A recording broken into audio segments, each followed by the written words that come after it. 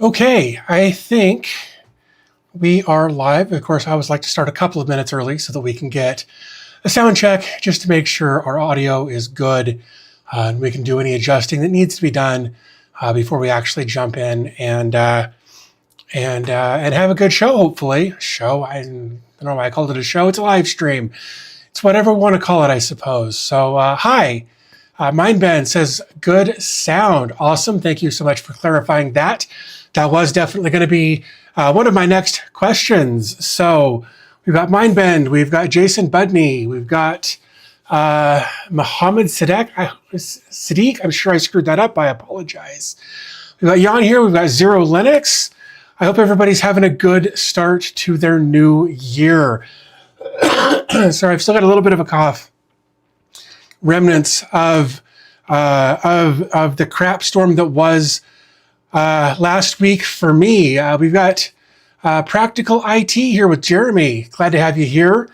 Yeah, last week, really, if you guys watched any of the live streams from December,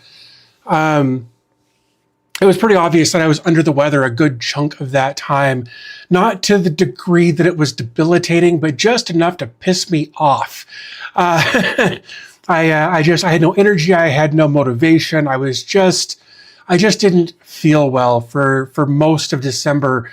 And then the day after Christmas, something hit me hard. Just this crazy flu that's going around.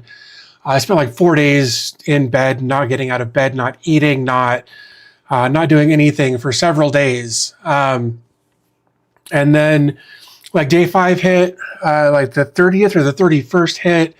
And I woke up at like 4 o'clock in the morning and I was like, I actually feel better. Not normal, but better than I had for the last few days. And then later that afternoon, Mrs. DB Tech decided that she was going to pick up where I left off.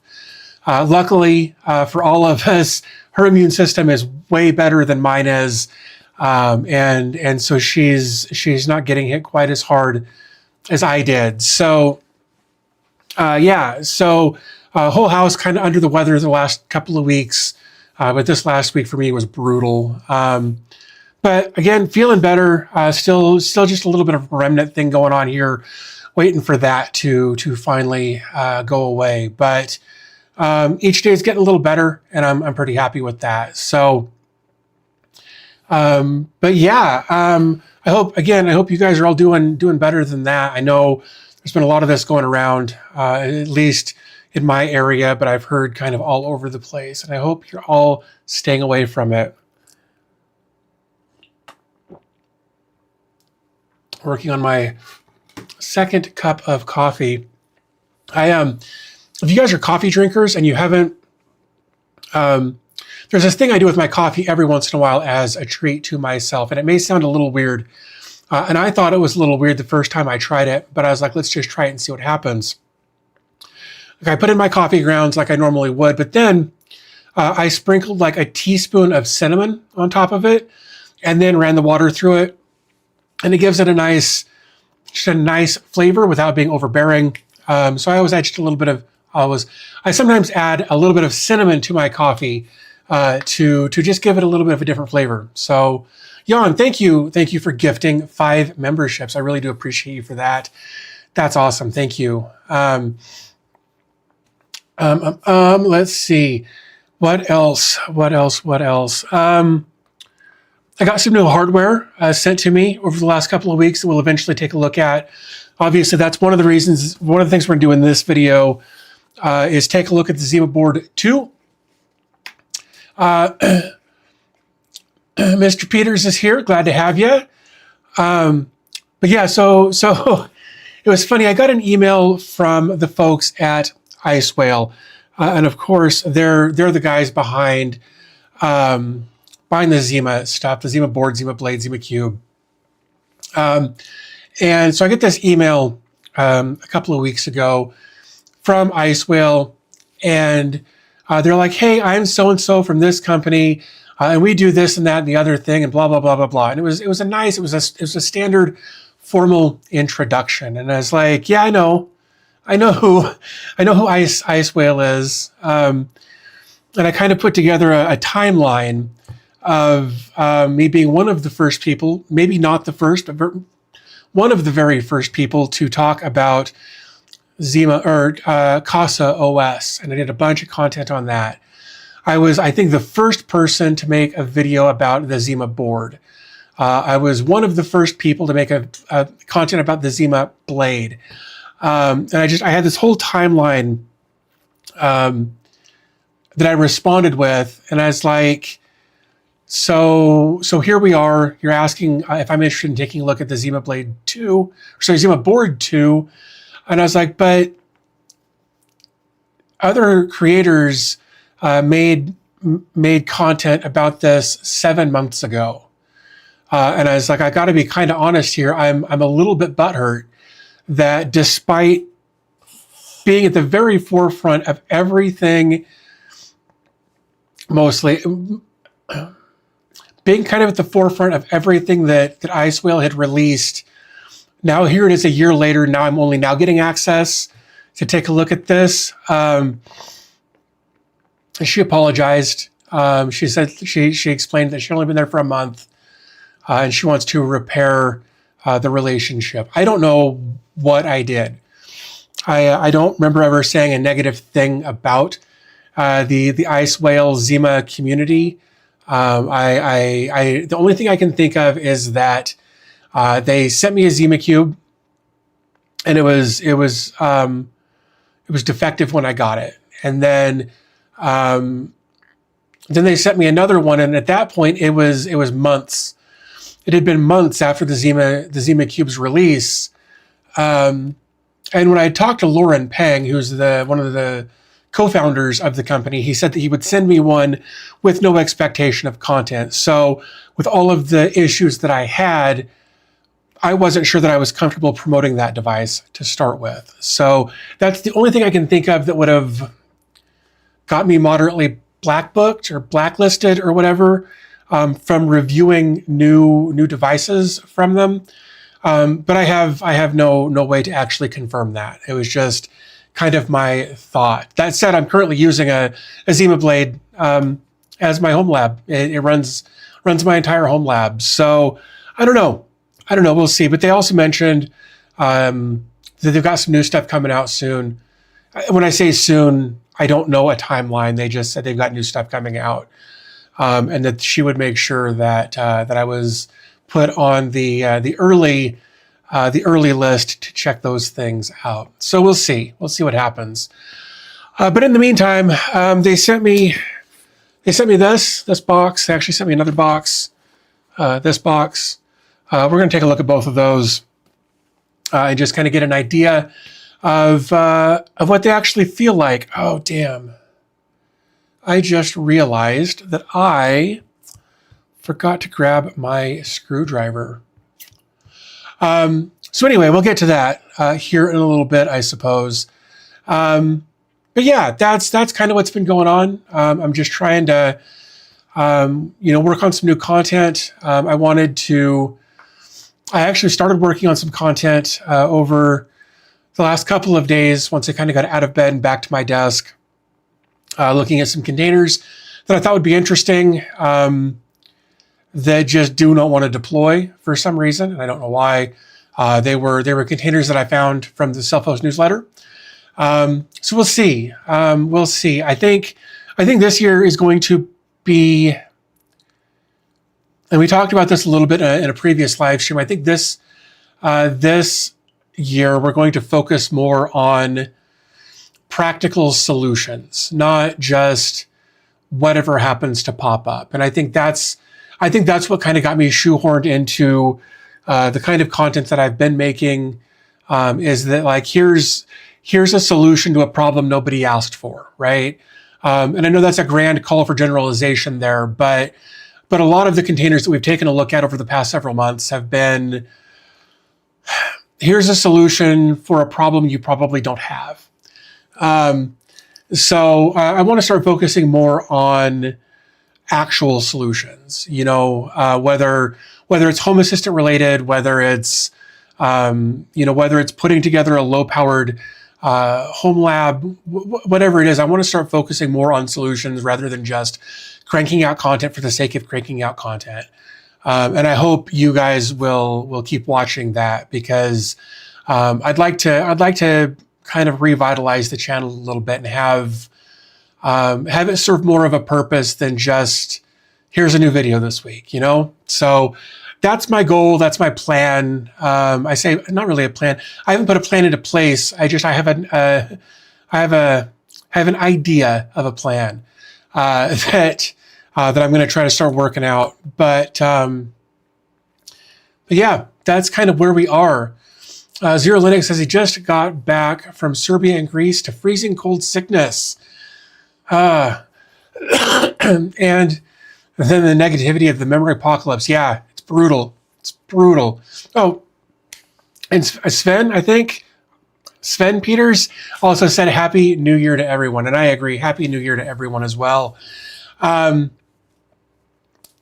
no, the memory shortage thing is going to be a problem for the next few years. Linus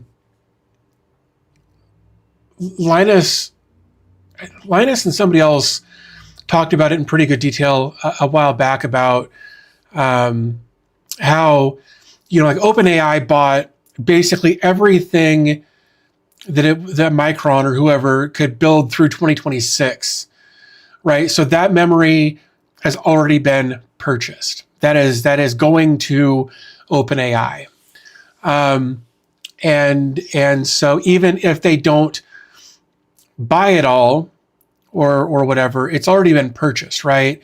So it's not going to just then get resold at a lower cost from what it cost them to buy it in the first place. They're not going to take a loss on that. So whatever that price was, if they were to resell it, would still have to be above that. It's going to be a crap show for like a couple of years, most likely, based on what I've seen, because they're not going to go out and start building new foundries to fix a problem that could level out in a couple of years, because then they'd still have to keep the RAM price or the memory price up to pay for the foundries as well. It's kind of a no-win situation because of what they did.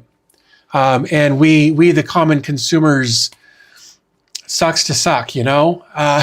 So yeah, it's gonna be a crap show for the next couple of years minimum, until the AI bubble bursts and people kind of realize that the rest of us need technology too, because if we don't have phones and computers and tablets and things like that, we can't use their product, and then their product becomes useless.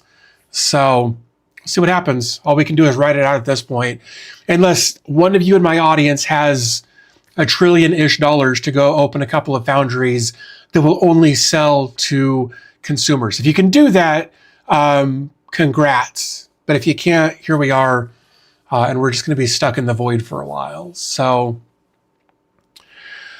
yeah, I guess. Let's, damn, I really do need my screwdriver. Give me a second. I know exactly where it is. Oops. You know what? I should, just because I don't know. I'll be right back.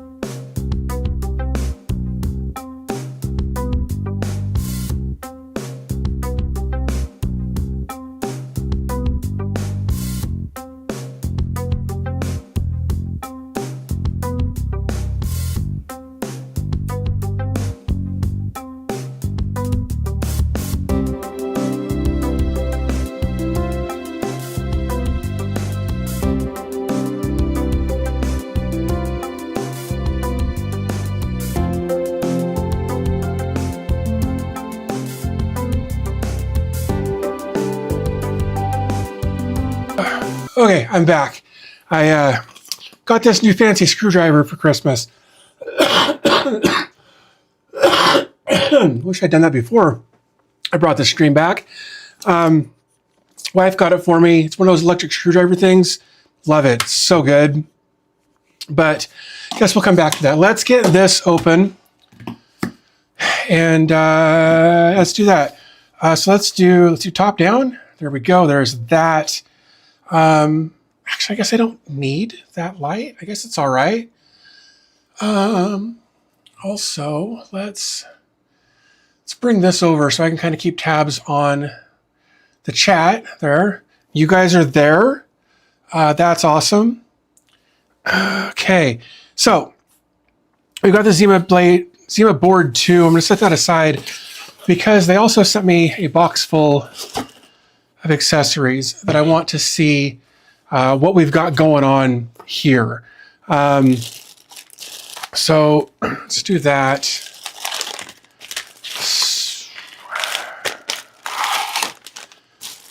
All right, so we're going to get a little drive cage thing here so that I think our device might mount to here. That would be kind of cool. Previous one didn't have that, so I have to wonder if that's for the ZimaBoard to screw to. That would be pretty neat. Huh. I actually haven't looked at any of this yet.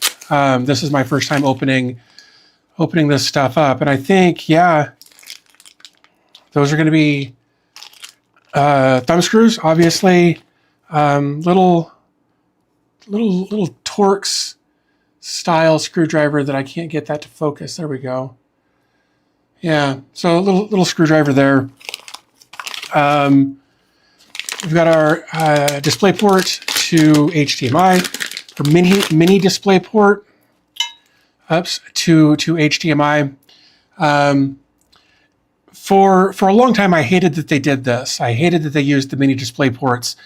But then I realized why. It's because HDMI is licensed, whereas DisplayPort is open source or equivalent. So I think it was a cost-cutting feature, which, you know, I don't blame them. And for a long time I did. I was like, what are you guys doing? And then I realized, oh yeah, it's so they don't have to pay to have HDMI licensing. And again, I guess I don't blame them for that.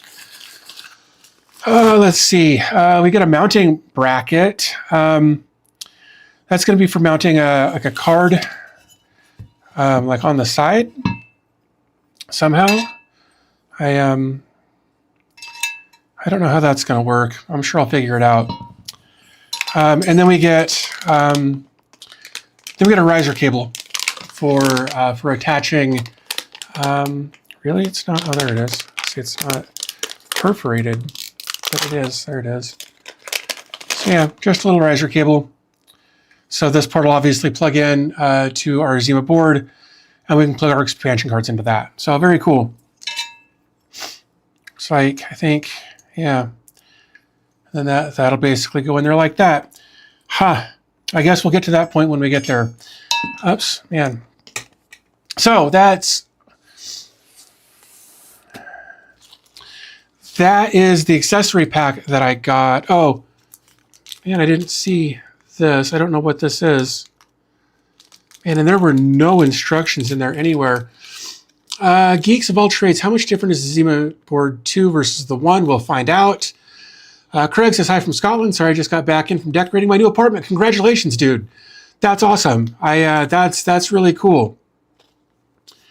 Kyle says, personally, I look forward to seeing the posts about this junk on Reddit for about a year, asking what to do with these things. Zima truly excelled in marketing worthless junk via these influencers. Well, I'm sorry you feel that way.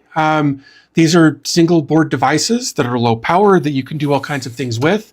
I actually ran my entire home lab off of 3 of them. Not that I needed to, but because I wanted to learn how to do things like Proxmox high availability. So for a while, my entire home lab was run on 3 ZimaBoard 1s because they're a great way to have a low power device that can that is more compatible with things than, say, a Raspberry Pi. And it was a good way for me to learn things. It was a great way for me to test out new ideas and try new things. If it doesn't work for you, that's fine. But I don't know that I would necessarily call them useless junk. Now, that said, I've never put my hands on a ZimaBoard 2, so I don't know what kind of issues people might be having or what kind of issues I might have. But I can say with 100% certainty that the 3 different devices, or the 3 different ZimaBoard 1s that I had, never gave me any issues whatsoever. So your mileage may vary, of course. Let's see. Craig says, I've been looking forward to getting a ZimaBoard 2 to add to the home lab, run CosOS on my old ZimaBoard. That's awesome. CosOS made it easy on the ZimaBoards to try new software, right? Got to say, ZimaOS has come a long way from CosOS. Runs great in my ZimaCube for sure. Absolutely. I actually considered leaving ZimaOS on the ZimaCube, but I'm a Proxmox guy, and I wanted to use that, so that's what I did. But that's the other nice thing about it is you don't have to use the software that it comes with. You can put whatever operating system you want on this hardware because it's just an x86 single board computer, or SBC. I'm using ZimaOS at the moment. This looks cool though. Yeah. Excuse me. Geez. So I tell you what, let me grab this.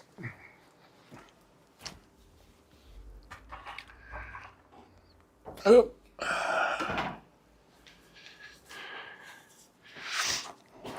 My stack, oops, there you are. Geez, my stack of ZimaBoards. I put this one back together at some point. I didn't have the original screws anymore because for a while I had built this 3D printed thing so I could mount them into my rack. And I lost a bunch of the stuff, but I found one board there, one base plate there. And we'll see. We'll see what happens. We'll compare it. We're going to compare this one to this one when we get into this. So I guess I should quit stalling and just do it, right?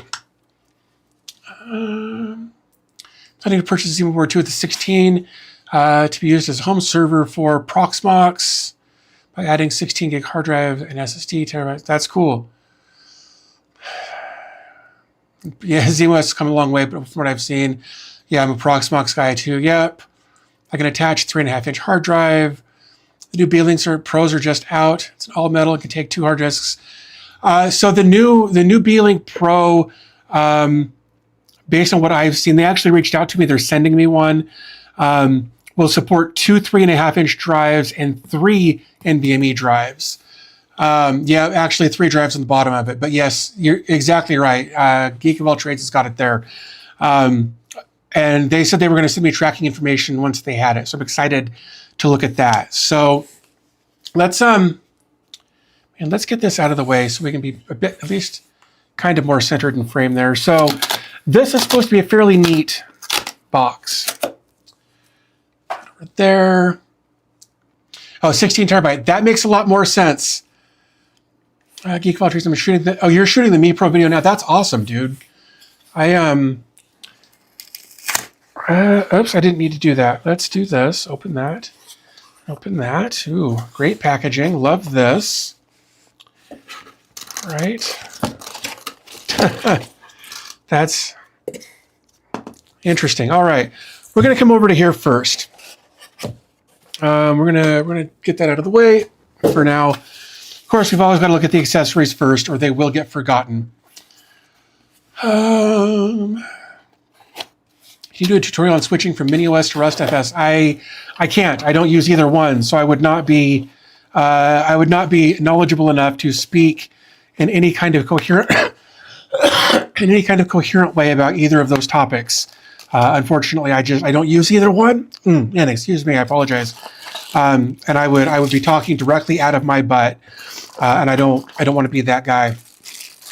One thing I'm seeing here that I don't like, or maybe I do, I don't know. I wish they had gone with USB-C on that instead of barrel jack adapters.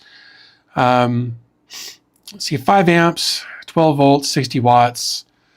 For that, we've got our SATA plug there, so we can run two hard drives. We'll grab those out of the HL15 when we get to that point.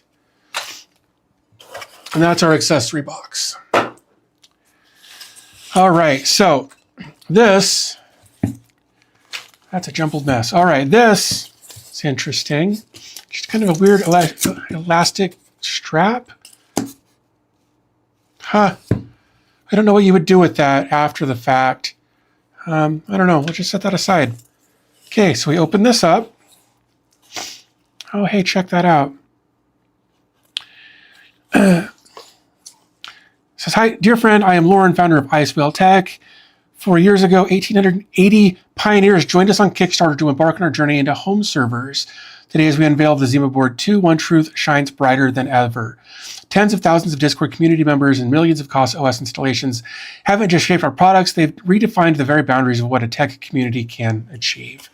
There's more there, but we're just gonna set that aside for right now.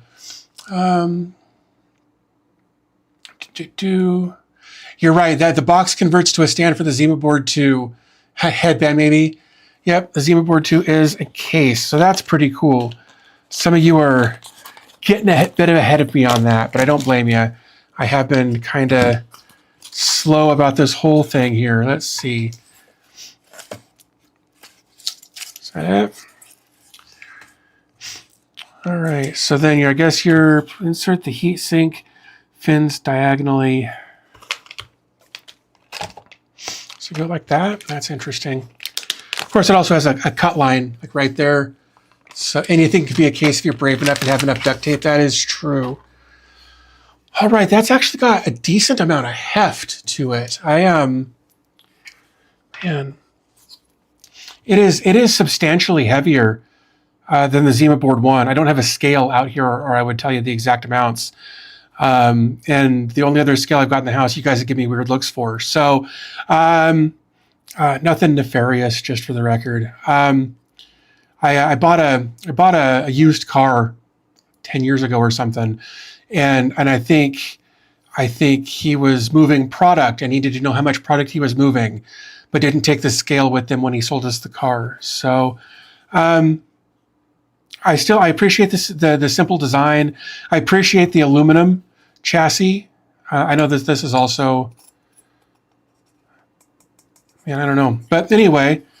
So that's it. There we go. We've got our 2.5 gig LAN ports, the micro mini display port, a couple of USB 3s, power jack, and our HDMI or our PCI port there, and then of course these here. Yeah, they are 2.5 gig Ethernet ports on that. So it's I don't know. I think it's a different, or I think it's just a matter of taste. I don't know. Some of you guys may or may not have noticed this, but like there was a green one and an orange one. So the green one was the first one that I got. This was a very, very early release. I want to say these were for the Kickstarter people. And then when it went to full production, the orange ones came out. If I remember right, I could be making that up. This has got a very kind of, I don't know if cyberpunk is quite the right word. Like they really went all out on the Zima Blade as far as that aesthetic. But I kind of feel like this one, kind of a different direction. If we put these three next to each other here, they kind of went a completely different direction with the aesthetic. And I'm not sure how I feel about that. I really liked the dark, eye-catching aesthetic. Is it open-ended? It is. Check that out. It is open-ended right there. So yeah, you could throw an 8x card in there.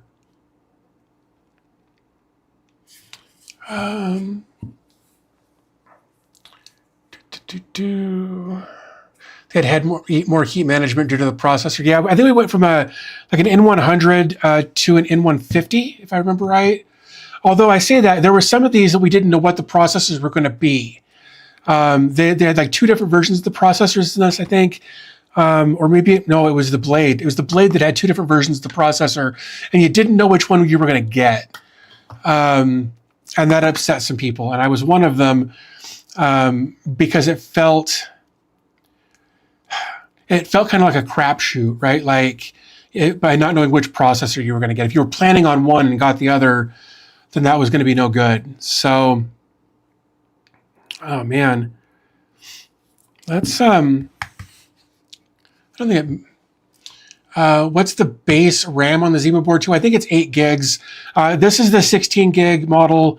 So 16 gigs of RAM, 64 gigs of hard drive space on an eMMC chip. I think that's what it said on the box anyway. Yeah, here we go. Oops. 1664 right there.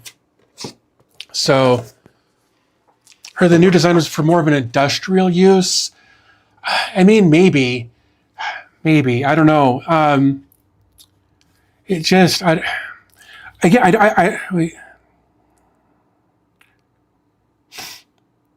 ZimaBoard 2. Let me see if I can get ZimaBoard 2 hack out new rules designed by IceWhale, assembled in China, input 12 volts, 5 amp, or 12 plus or minus 5 volts, approximately 3 amps. Interesting. Should we take it apart? Like, should we take the case off of it and see what's going on in there?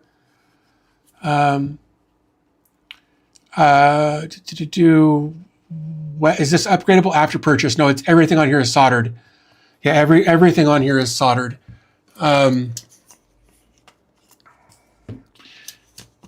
Yeah, that's how all of these are. Like, yeah, all of these SBCs like that are going to be pre-soldered. It's like a T3 maybe.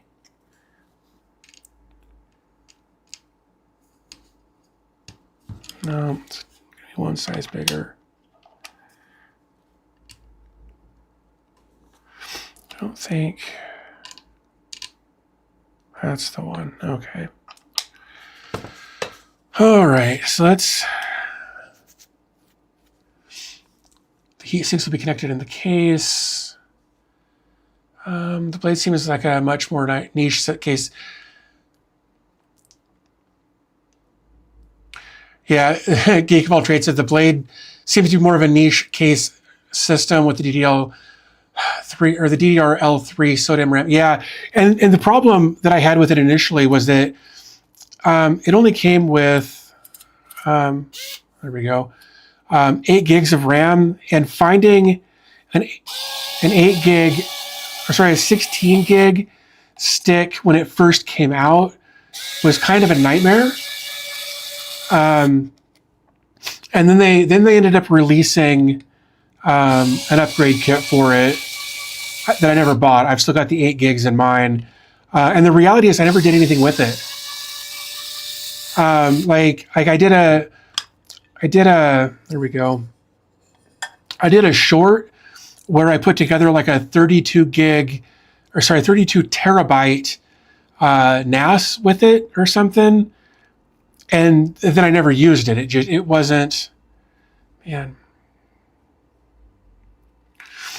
Yeah, they don't want you to take that part off. I don't know if I've got a bit big enough for that. Let's get this back in there so I don't lose it. And I might. Oh yeah, this is only the second time I've used this since I got it. So I'm still learning where the different bits are. Let's see, is that big enough? Oh, that's actually too big. That's good. That means I should be able to come over to here. Of course, it's the one right between.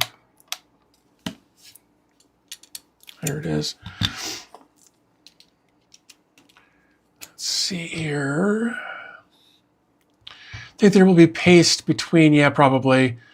It's new paste, so I can reuse it. It's fine. My ZimaBlade was intended for a Proxmox backup server, but it's still sitting on the workbench like a year later. Yeah, that happens, doesn't it? Ooh. Did I? Oh, it torqued so hard in my hand that I managed to turn it off.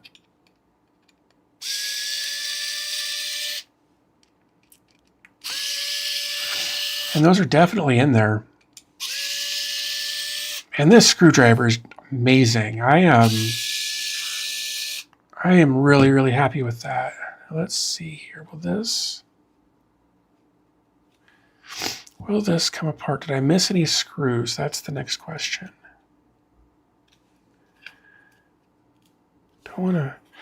I don't want to break it before I even get a chance to use it, you know?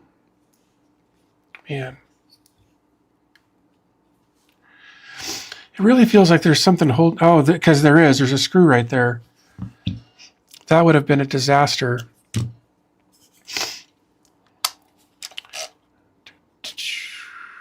That's fine, just regular.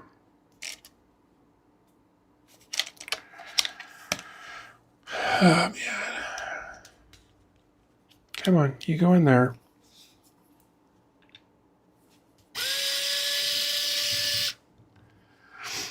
Okay, I don't think there are more. Man, it sure does feel like it, though.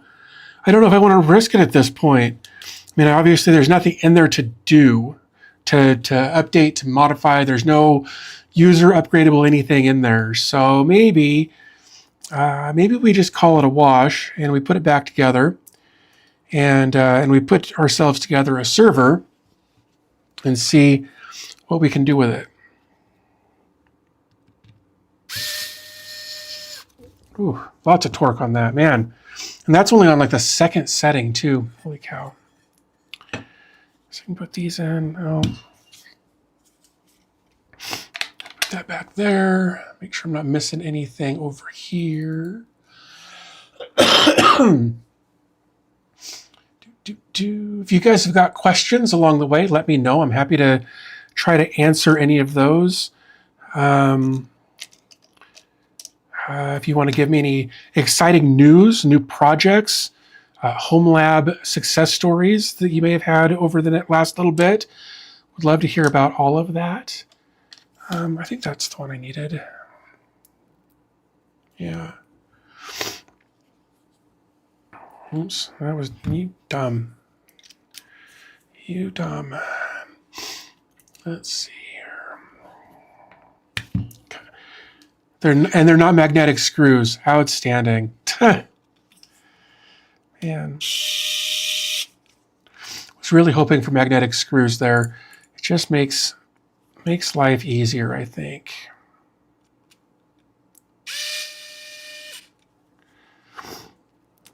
But I also wonder...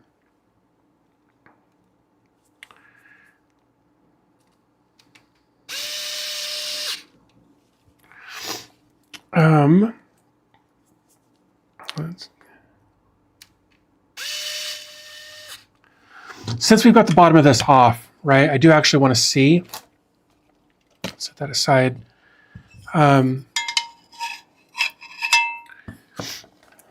If that's not what I was after.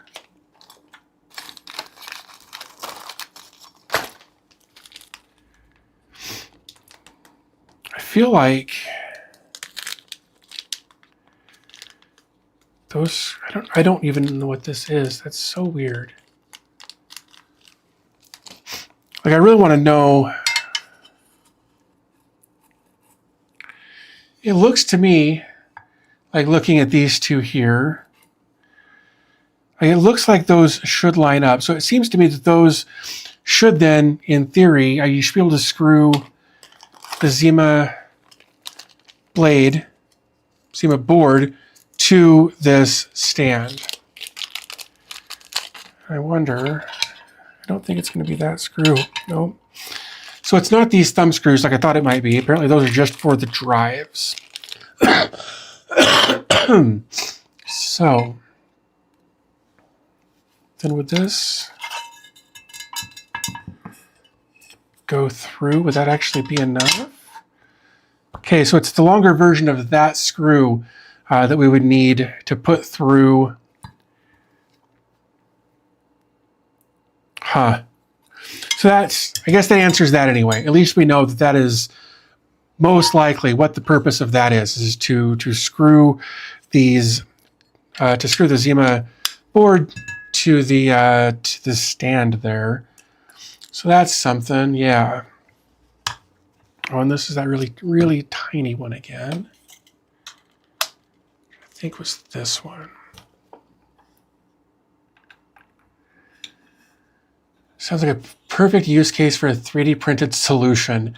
Possibly.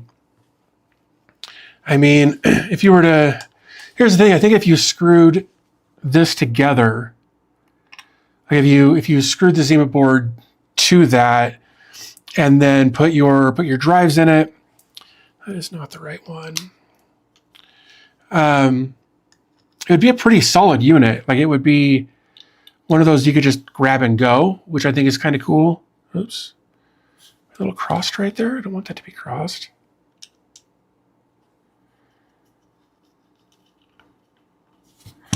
Let's move that one. I don't like how that was feeling.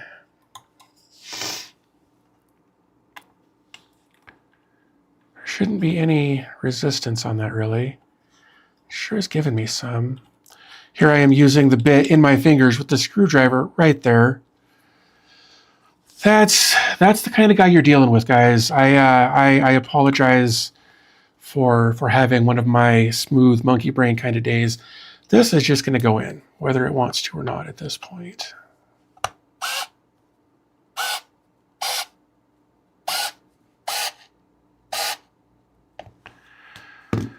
Guess it's good enough. There we go. We're all back together now. Collins is here. Yay.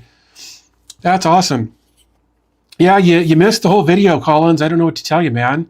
No, we unboxed everything. We took the bottom off of this. Sure looks like a ZimaBoard.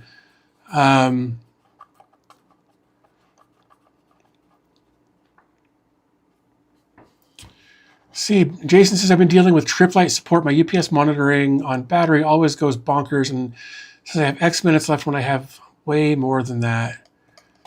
Huh. Do you need to like I can't even think of the word. Kind of like reset the software or something on it to make it read appropriately, recalibrate. Do you need to recalibrate your software or something to make that work right? Be my question there, I suppose. Let's put that back into there. Let's look at this. This is something I was wondering about as well. It's herding cats at soccer practice this morning, man. I don't know how you do it, man. Like I really don't. I don't think I could do it. So this is a fan. I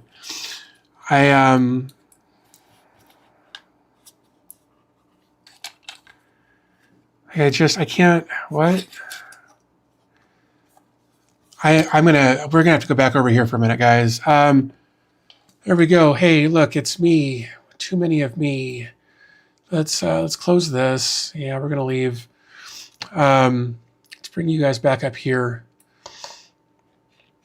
Well, anyway, I hope soccer practice went well. Soccer practice going well would be nice. Oh, so you did recalibrate and it's still being wonky, huh? ZimaBoard 2.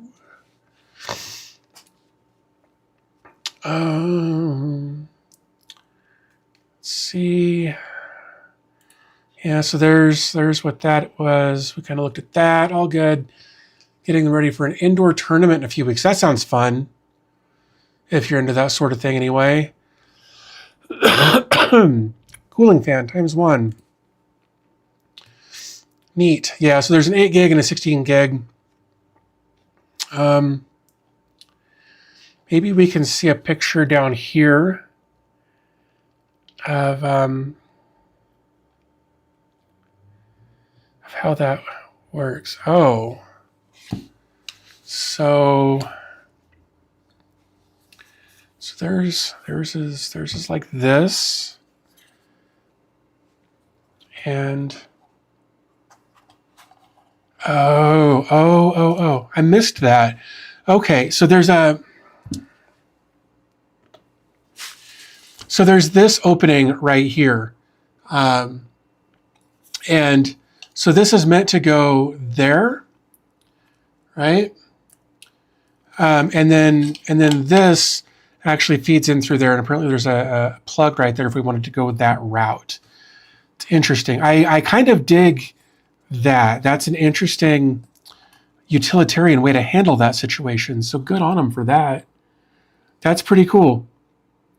I don't know that we'll need it. It's not warm enough in this room to warrant that. But if we wanted to or needed to, we definitely could. So then the other thing I want to see, if we come back over to here, let's see if we can find more pictures. And I can't just swipe those. That's unfortunate. Is there really? Yeah, that looks really nice, but that doesn't help me with anything. I really want to see how the how they expect that. How can I zoom out? Yay, sports ball, right? JD's here. Glad to have you here. Somebody's got a GPU plugged into that one. Oh, there maybe. Oh, this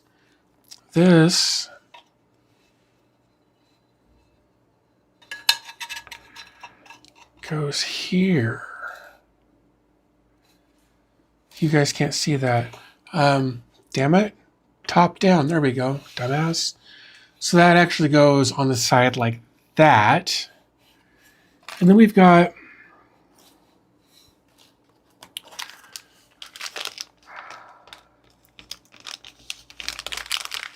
I'm still confused about that, because that just goes straight through, and I don't know. That's that.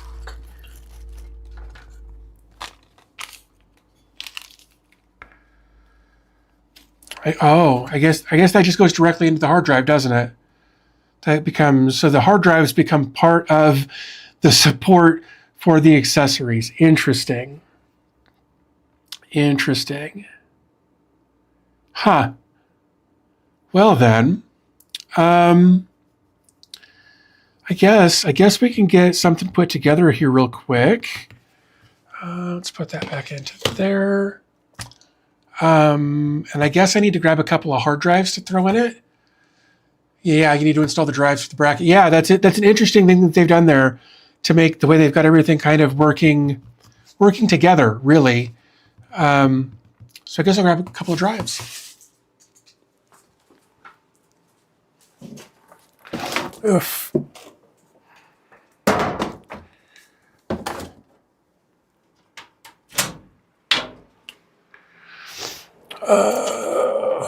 That, oh, of course I did that. Why would I do that?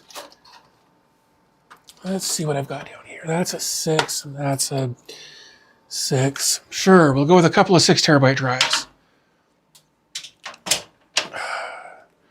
Well, I was going to throw some 10 terabytes in there, but I have screwed that shut. So, yep. Okay, we're all in agreement there.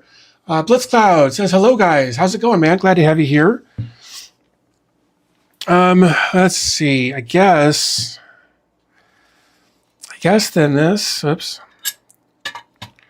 It's going to go there. And I'm not going to screw the ZimaBoard down at this point. Again, I just want to get an idea. I just want to get it spun up. I want to get a look at it.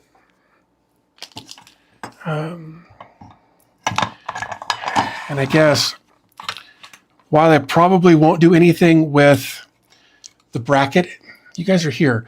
With the bracket at this point, it doesn't mean I won't want to do it later. So I may as well go ahead and get it done. And this will give us an idea of what we're looking at, you know?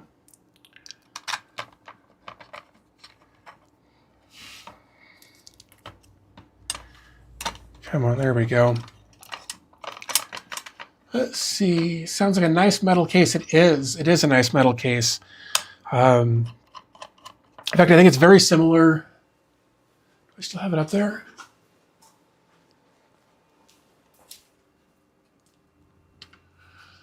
I had the other one in this mess at some point. but it might have got put in a different box or something. I don't know. But it doesn't seem all that different than their, excuse me, geez, I'm so sorry. But it doesn't seem all that different from the first one that they had. And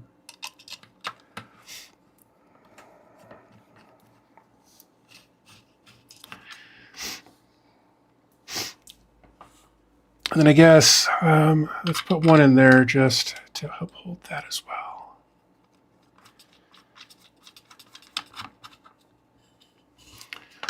Yeah, it feels pretty good. While we're here, you know, let's go ahead and just secure the drives in place so they don't rattle or whatever. Aloha, friends. Hope you're all well today. I agree. I hope you guys are all well today. Peter says, Peter from Montreal, Canada. Happy New Year to you all. Wishing you health and happiness in 2016. You guys are, I love the community that we have here with everybody just being nice to each other. I mean, for the most part, people are people, you know, people have bad days or whatever, but I love the general friendliness that we have here. That means a lot to me, honestly. Yeah, there we go. There's our case. It's not that. I wonder. I'm just curious. But yeah, that'll work.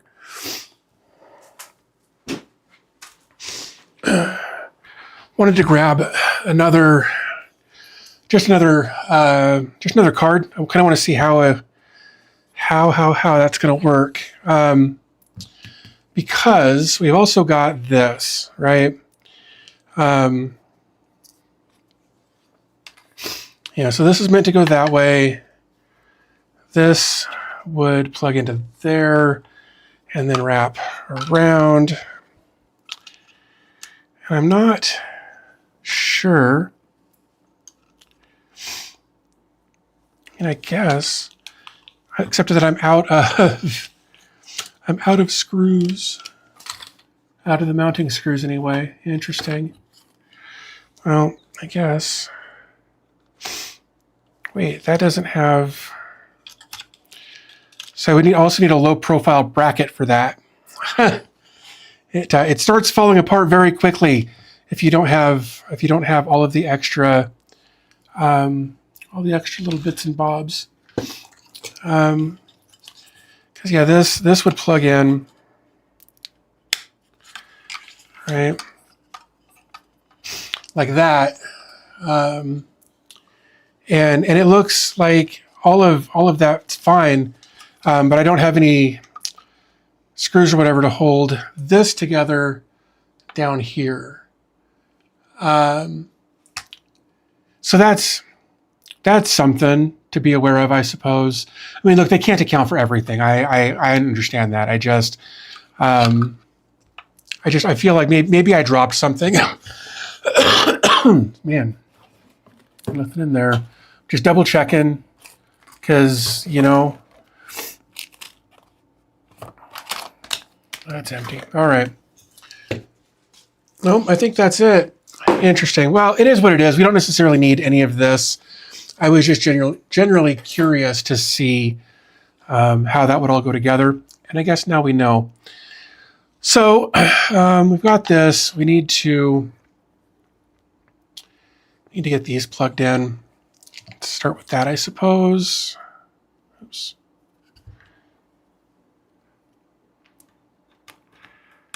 Oof.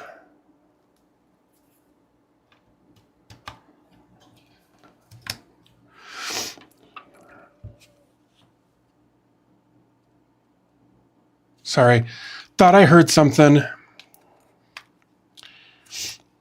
And this one, go over there.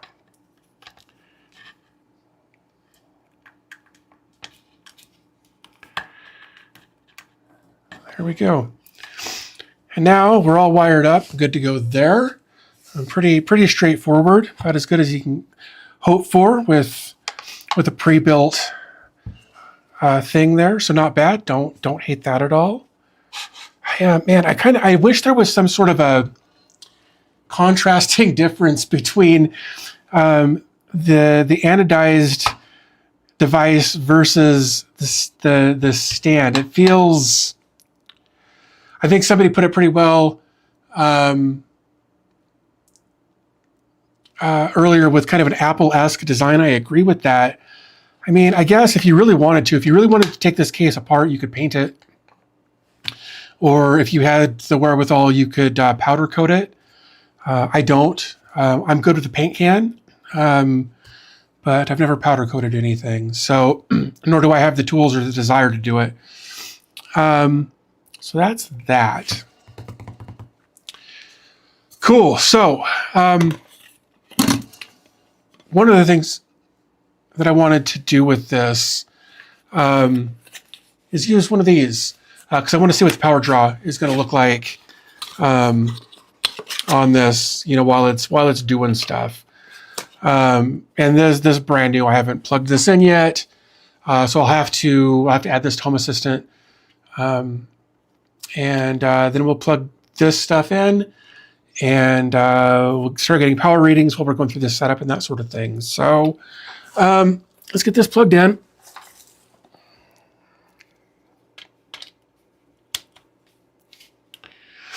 I'm just checking over here to make sure that, oops, give it a second.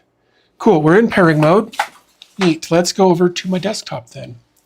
Actually, you're gonna look at my dumb face for a minute more directly here while I get logged in case I need to do any of that. No, we're good, all right. I'm gonna go here, devices, add a device. Searching. Hey, check it out. I love how easy that is. We're going to call this ZimaBoard to power. And then we're going to go to studio. And that's it. We're set up. Oh,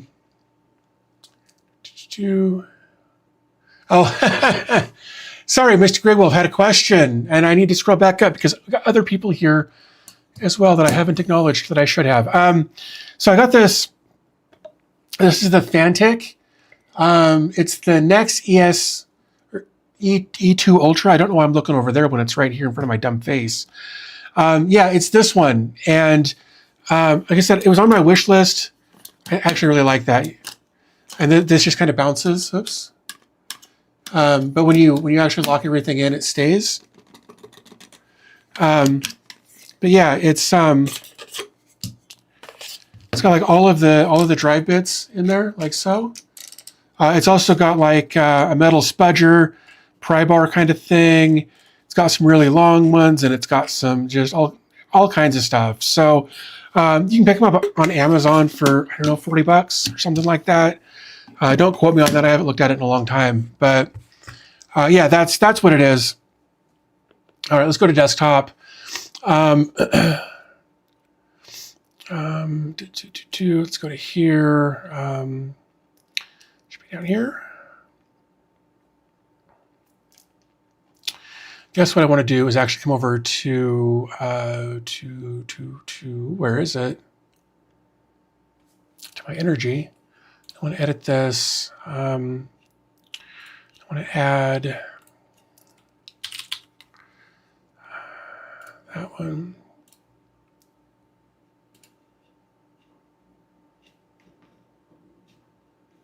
Right.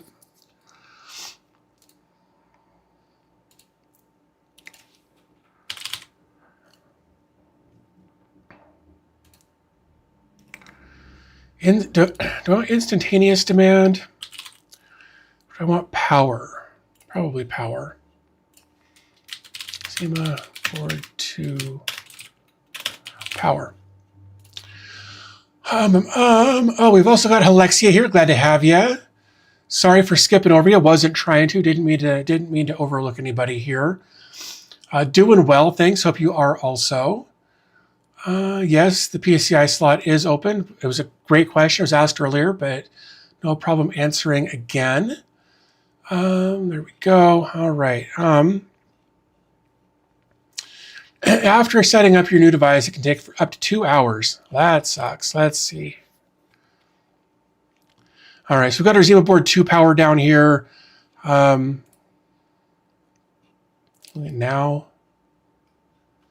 interesting, energy, summary. What about yesterday? Huh.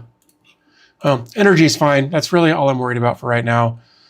I really like the charts that we get with this. Anyway, that's not why we're here. This was just kind of secondary because I wanted to make sure that I would be able to get power readings on it because I'm curious about that. Unless I feel like there's something that I am missing here though. I feel like there's but I can't do anything with that, right? Like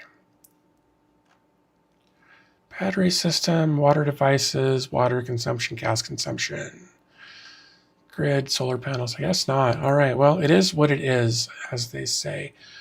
Well, cool. All right. So top down, there we go.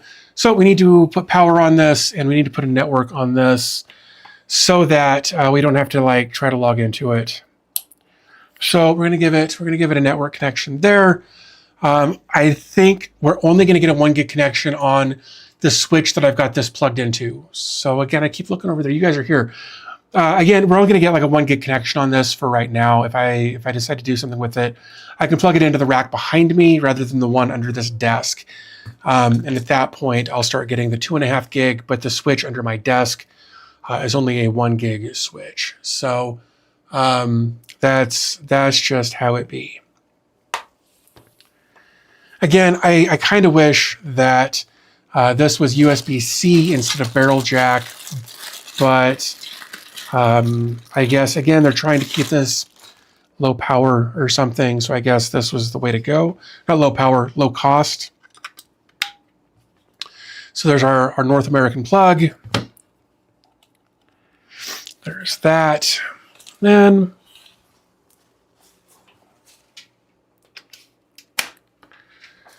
like so.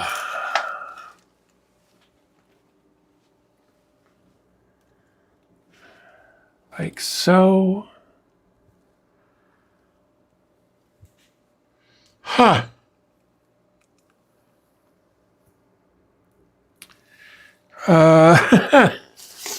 Wouldn't that be something?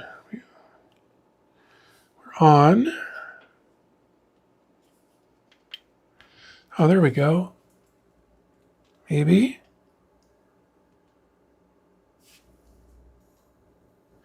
Oh, we've got a, okay, there we go.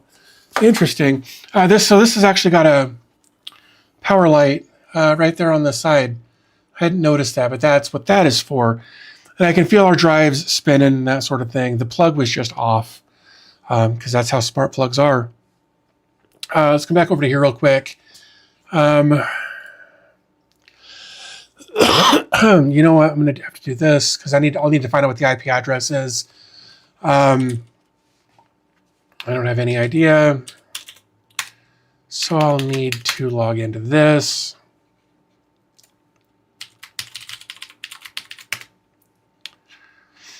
Do that, that, that. And then it'll send me an email, as it always does. There it is. There it is.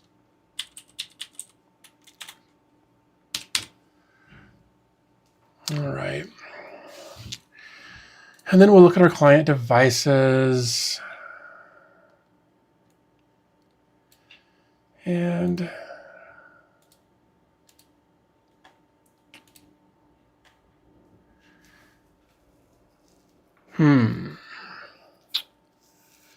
I didn't really want, I know you guys can't see anything there. Was really hoping that it would show up here. Sock Cat Gold Puppet says, "Hola, how you doing? Glad to have you here."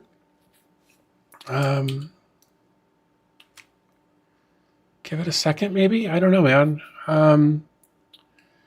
That's connected via Wi-Fi. Is it? Is it just going through a setup process? I don't know. I don't have any internet activity or network activity going on here. Oh, it was rebooting. Yep, it was rebooting. It was probably like expanding the boot drive, maybe, I would assume. So we're just going to hang out and give this a minute and see what happens.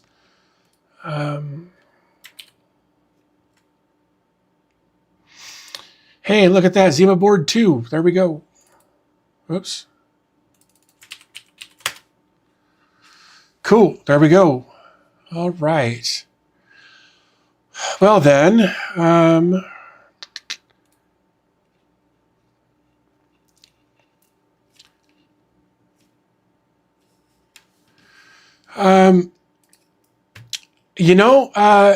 I was wondering the same thing about, like, I figured you just changed your name on here because a lot of people do that from time to time.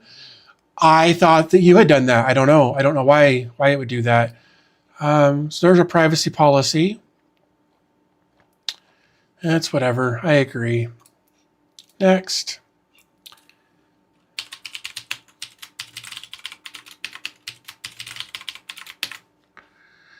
Next. Nope. Introducing ZimaOS. You can combine hard drives, release your storage space using RAID 0, 1, or 5, or use it independently. Manage assets and data. Manage all your data assets in one place with files. Access anywhere, anytime using remote login by installing a Zima client. Merge your own apps. Install or customize your favorite apps through the App Store. Start from files. Start from App Store, or just go to the dashboard. Yeah, okay. I'm glad you guys have got answers because I don't. Let's go to our dashboard.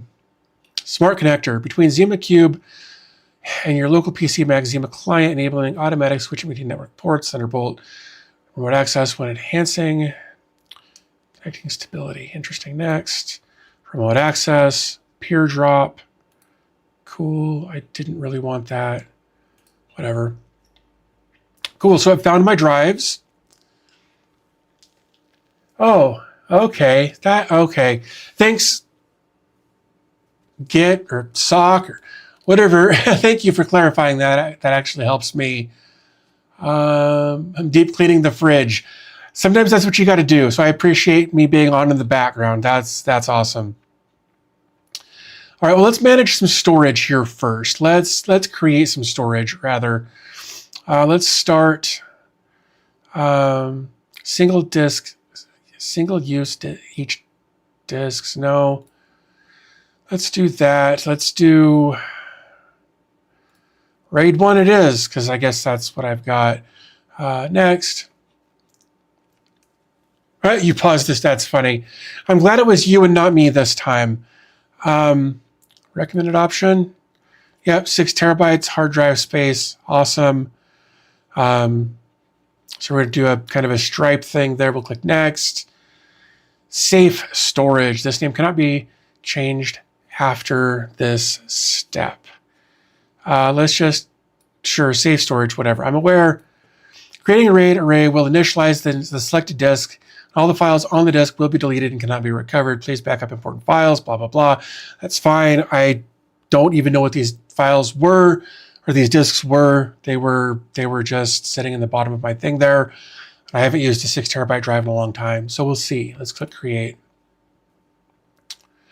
How often do drives fail? That depends on so many things, and that was really fast. That was really fast. I've only, I think, ever had one drive fail on me, and it was a Seagate Exos drive. It was one that I got with my Synology DS 1621XS Plus. One drive failed out of them. I went through several processes to try to bring it back. It was dead.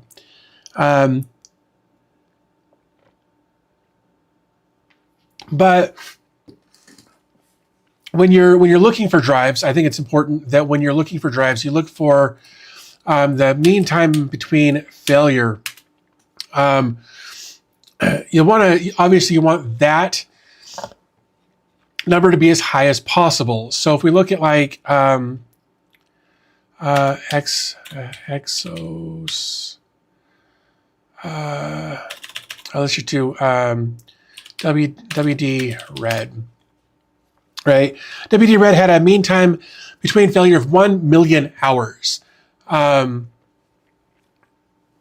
So that's, I mean, 1 million hours is the mean time between failure. That's the average lifespan of that drive. So you just want to find the drive, and there are other things that can contribute to that.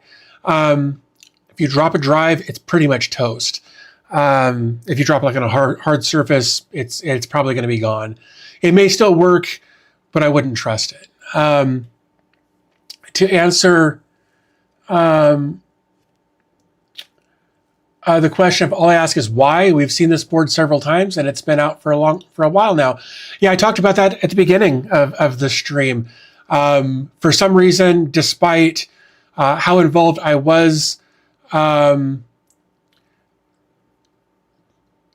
active I was early on with CasaOS and the ZimaBoard and the ZimaBlade, and looking at ZimaOS and being part of the community online, like on Reddit and that sort of thing for so long. For some reason, I got skipped on the ZimaBoard too. I don't know why. The new social media person reached out to me, and I explained all of that, and she's getting to the bottom of it. But they sent it over. I said I would make some content about it, because I still like their devices. Like, I've still got 3 of the original Zima boards. This thing just go over to here. You know, I've still got the ZimaBlade. You know, that's sitting over here. I've got the Zima Cube is my home lab right now. So I guess the question is, why not? Why not just take a look at it and set it up as kind of a background task while I'm chatting with you guys? You know, very often I will put something in here that's like, you know, we're going to take a look at something new in a Docker container or something from the self-host newsletter. And 80% of the time it's just us chatting. So the Zima board here is just a reason to hang out. If you don't want to watch it, that's fine. There's 1.5 billion other videos out there you could go watch if you wanted to. The point is to have something to talk about while we're talking about other things as well. So I had very poor results with Seagate consumer drives. Dude's going empty. Yeah. I've had really good results with refurbished drives, the HGST drives. I get all my drives, almost all my drives anyway, from Go Hard Drive over on eBay, and they've been rock solid every time I bought a drive from them. So they've never sponsored me. I've asked if they wanted to sponsor me. They declined, which is fine, but I still buy my drives from them because their drive prices are really good. Even with all the garbage going on right now. If I do desktop, if I look up Go Hard Drive, is that these guys? I can't know. That's these guys. These guys have great prices. They've got great warranties. You know, 12 terabytes for $228. For the Seagates, they've got the HGSTs, same size for $10 cheaper. You know, a 10 terabyte drive for $108. Like, that's a great deal in my opinion. So I've been buying from these guys for years, and they've been great. This is where I get my stuff. So, oh, hey, here's a 1 terabyte drive for $40. Somebody in Discord yesterday was talking about wanting some 2 terabyte drives. Again, I think those will be hard to find, but maybe these guys will prove me wrong. But you know, they've got good prices in here. They warranty all of their devices. Like NAS, let's look at this one. 5-year warranty, fully factory refurbished from reseller, 0 power hours, 0 bad sectors, like new, 5-year warranty. So that's why I buy from these guys. I've never had an issue with anything they bought or that I bought from them, and their prices are decent. So that's why I buy from them. So do they I think they actually do often have deals like that. So $229, let's just say 10, add to the cart. Let's see if it gives me any kind of a deal there. It did not. Sometimes they do have deals on bulk, that sort of thing. Maybe they just don't on this particular one, but this is why I asked how often the drives fail. Yeah, like I said, I've never had a drive from these guys fail, and some of the drives that I've had have been way more than 5 years. So have a crap load of 2 terabyte drives. The user was over in Europe somewhere, so I don't know if you want to deal with shipping like that. But I'm pretty. They were in Discord, so maybe if you go look under like NAS hardware in the Discord, there was a conversation about it last night. Excuse me, geez. Man, there it is. So anyway, this is where I get my drives, from these guys. They've always been great. I actually want to delete that cart. I don't want to have a $3,000 accident there. Cool. So we've got our 6 terabytes of stuff there. It's resyncing, so this will probably take a while. Network. That's interesting. Yeah, 2.5 gig. Love seeing that. Remote access, I'm going to turn that off, just so there's no issue there. General. Great. This all looks fine. Here's where you can switch the web port if you ever need to do that. Oh, there you go. Right. I'm in good standing with the wife right now, and I don't want to screw that up. Her birthday's coming up, and I don't think she would appreciate $3,000 worth of hard drives. So yeah, so there's our storage, our general network apps. Nothing installed at this point. We've got migrating location. So it's going through a resync. Like it said there, it may be a while, but while we're here, I don't want to configure that. Our file management, that's fine. Give me a minute. I can figure out a way to make it about her. Yeah. Can you install any app you want? So as long as a Docker app, yes. That said, like, here's the thing. We can come over here and we can click. Now, we can install a customized app or add an external link. Typically, when you install an app with ZimaOS or CasaOS, which they are fading out, like we go to the App Store, you can just kind of one-click install any of this, right? And it really is basically just as easy as, let's find, man, that's interesting. Oh, screw it. There to go. Just click there. Let's see what happens. Installation complete, continuing in the background, and there it is. And there's AdGuard Home installed. We can go through that setup process if we wanted to. We could do image. We can just click install an image. We'll give this a second to do its thing. This is going to be a bit more involved than, AdGuard, but we'll let it do its thing. Here we can see in real time, it's using 4 watts, idling at 35C. It is touching it. It's like room temperature now. Like before, it felt like cold metal. Now it feels like my hand has been resting on it for a minute.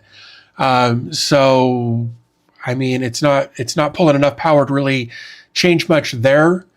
I just want to click that. There we go. So this is almost installed. Now, one of the reasons that this is going so slowly is at least in part due to the fact that we're synchronizing the RAID array that we just built. The apps installed on the eMMC, I believe it should be installing on our storage, the storage that we just built, and I think the operating system will stay on the eMMC, but I think we can take a look at that. Hey, Ben is here. Snack time. Glad to have you here, man. Thanks for stopping by. Hope your Saturday's going well. We've just been kind of taking a look at setting up the ZimaBoard 2, even though we're 7 months late, because that's what we do here sometimes. In fact, if we want to get down to it, it's fairly on brand for me to do this 7 months late, because there's so often I am very far behind on the trends. So it's kind of on brand for this to come around when it did. So let's go back to my desktop here. It says installation is completed, continue in background. We'll give this another minute or so to do its thing. We can see our RAM usage is going up with the different apps that we're installing. So we know that's good. Being trendy is overrated. I agree. But so if I click, let's just do this, right? And then let's go back to here, go to storage. So where is it going? So I believe, I don't remember where we saw, there we go. So it says migrating location. So I would assume then, that everything will get, all of the apps and the data should get pushed over to the RAID array while the operating system stays on the eMMC thing. It's true, you are late to trends. I've never seen a 6.7. Yeah, and I just, that's one of the dumbest things. I've seen some really, really dumb things as a trend on social media. I got what I needed to know about it from South Park. I'm good. I don't have any desire to do anything more with it than find out about it on South Park. So initially, it looks like everything is on our eMMC. We can see that based on the storage, how much storage is free on that one. But I think everything is going to get migrated based on that. I don't know. We'll see. Please, can you do a bunch of videos explaining how to do AI prompting? Right. Yeah, I stay away from AI pretty much as I can. I get so many requests from different products, I guess. People who have built some new AI slop generator that they want me to promote, and I'm just like, no, I'm not going to do that. I don't want to have my name associated with that kind of thing. So I'm hoping eventually people will stop reaching out to me about it. Coach a dozen 10-year-olds. I can no longer count past 5 out loud anymore, right? I believe that.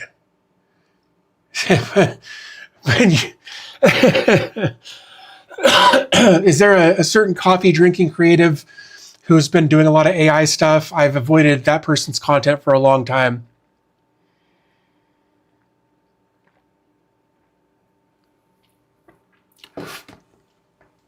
Let's see. This and other similar devices look cool. It's the long-term support that scares me. Here's the thing. If you're buying, if you buy this, or, like if any of these types of devices, right? Each device will come with, say, like a 1-year warranty, which I think is fair enough for what it is. Maybe they'll come with a 2-year, whatever, right? At that point, it's kind of a crapshoot, and I'm not trying to say that in any kind of disrespectful way, right? What I mean is that it's an x86 single board computer. You can put on it whatever you want. So even if IceWhale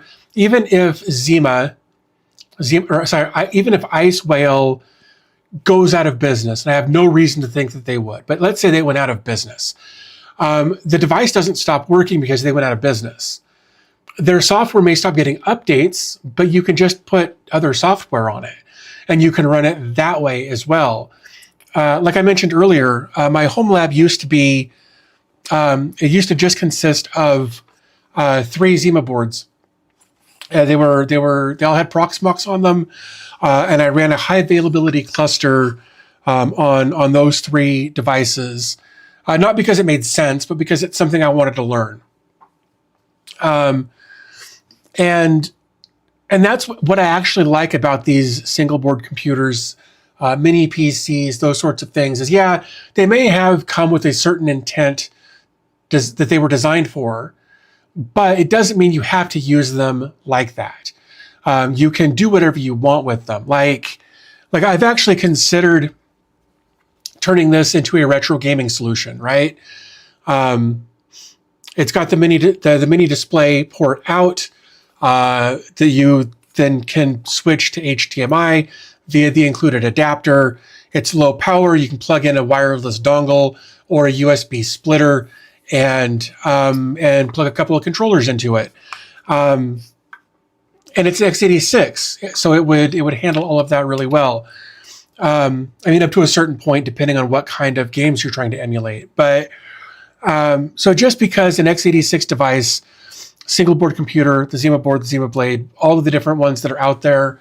Hold on. I think. Do I still have it? I guess these are also examples, but not the example I'm looking for. Oh, there it is.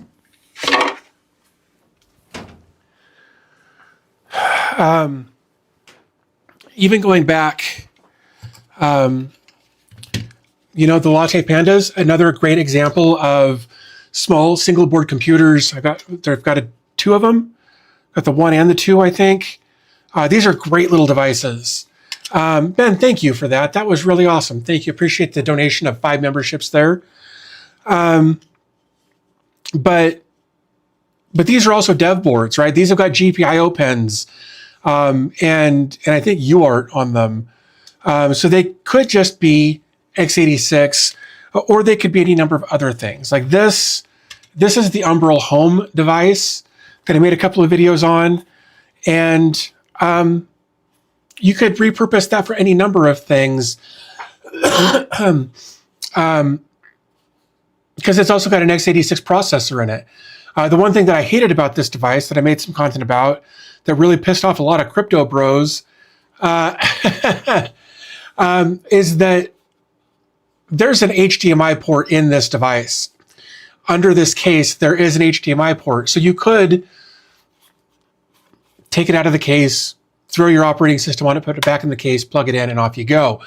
But this has got 3 USB-A's. It's got a USB-C. It's got, I think, a 1 gig Ethernet on it.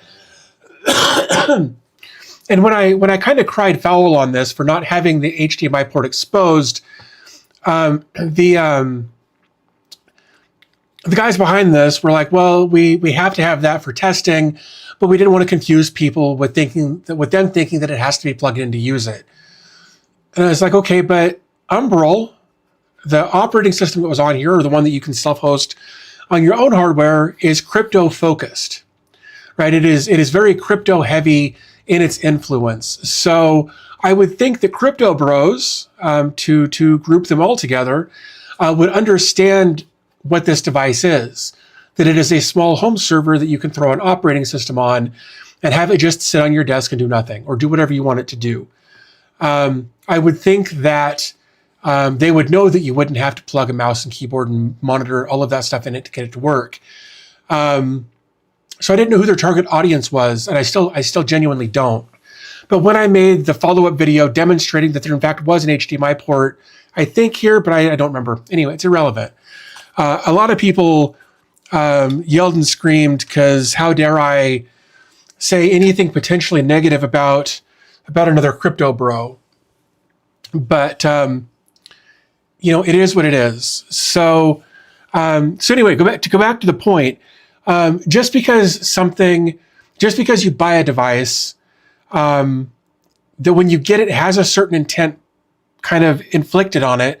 Again, whether it's ZimaOS or CasaOS or Umbrella OS or whatever, if it's an x86 device, there's a pretty good chance you can get into the BIOS and boot from a USB and install whatever you want on it, as long as it's compatible with that processor. So I don't necessarily worry as much about the long-term support of these devices, other than if you buy it and then they go out of business and then it dies, that could be a concern.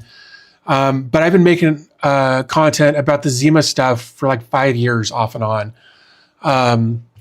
So I wouldn't worry too much about it. Collins, thank you for that. Appreciate the donation of 5 memberships there. Very, very appreciative of that. Have you heard of the Mono Gateway router? No, Mono Gateway router. Oh, is this the one that Geerling built the first one of the other day? Let's go over here. I feel like this is not the one he did a video on the other day where you're with the orange 3D printed case thing on it. I've not heard of this. It looks kind of like a beast, though. Following for almost 9 months. Yeah, no, this isn't the one I was thinking of, because he also tested. I wonder, YouTube channel. Make sure this is turned down. Videos, or was it on his second channel? It must have been on the second channel.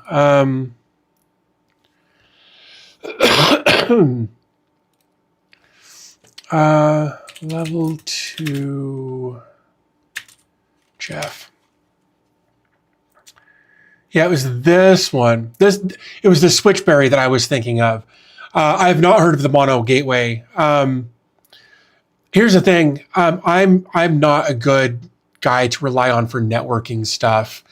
I'm just not. That's not my speed at all. Ironically, I went to college, whatever. I went to ITT Tech. For about a year in the early 2000s, I was going to go into a networking degree. After the first year, I had knocked out like most of my my basic, reading, writing, arithmetic stuff. They make you do that, and then once you get the core classes out of the way, then you can actually jump into your degree. And I never got that far because I realized with the amount of money I was spending that I could go to Barnes & Noble and drop a fraction of the price and learn the same thing. So yeah, no, I haven't heard of that, but it looks like a beast.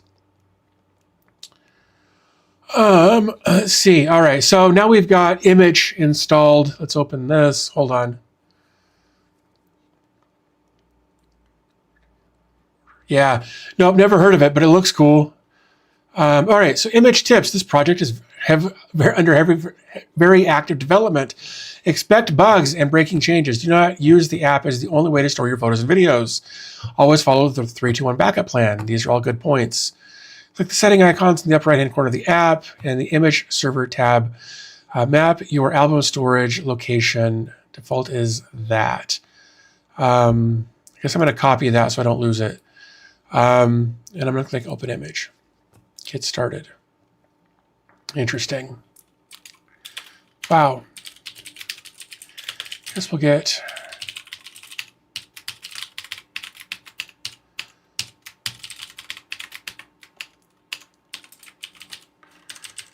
I haven't looked at image in a really long time, so I'll be curious. What this looks like. Cool. I acknowledge there's a new version. I installed what was available to me. Let's get your instance up with some common settings. Cool. Dark mode definitely for me. Map. The map feature relies on an external tile service, tiles.image.cloud. Version check. That's fine. Those are, that's great. I don't care. When enabled, this feature will auto-organize files based on user-defined template. Due to stability issues, this feature has been turned off by default. For more information, let's not run into any stability issues. We don't have to. We'll leave that off. And there we go. Okay, well then, there were some settings that we needed to change, right? Manage the app settings. Count, notifications, purchase, manage your purchase, download, authorize, API keys, account usage statistics. I thought that was supposed to be where I could change administration. There we go. No, jobs, external libraries, no.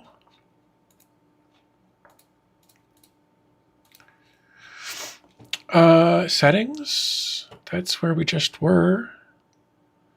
Manage server settings. External domains, storage template. Enable storage template engine. I don't.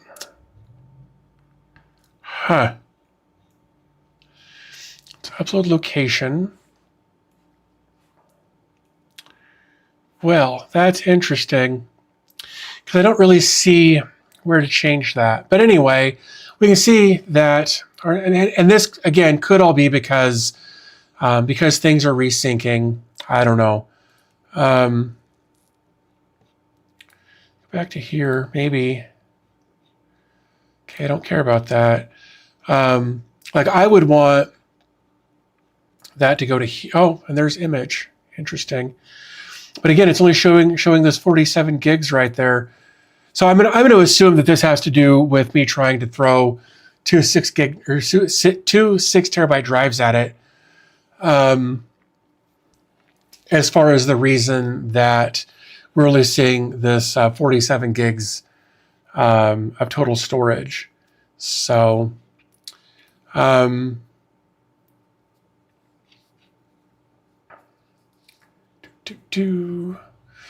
let's see what else we got. So anyway, the other question was if we wanted to do other apps, right? And we got on a really long tangent away from that. So from here, you can click on App Store and you can click Add a Containerized Application.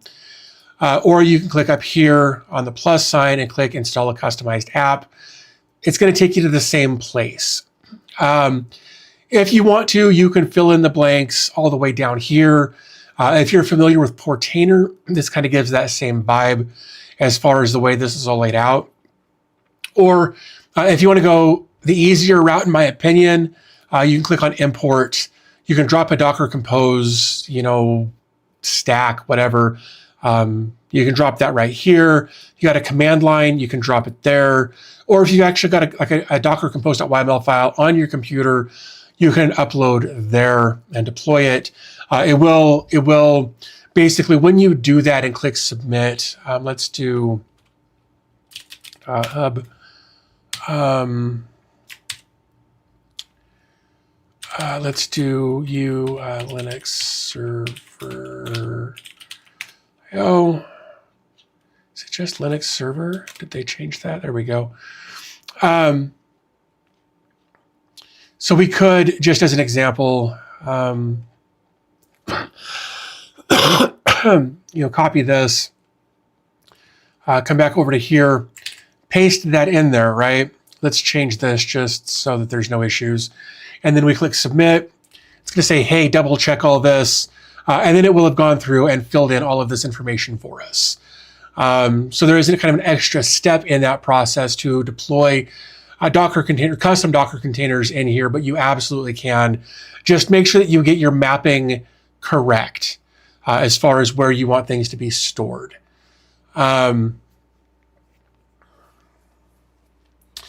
Think in ZimaOS, you need to make the safe storage static drive. If you reboot the OS, the storage will change inside the Docker and not linked with the data.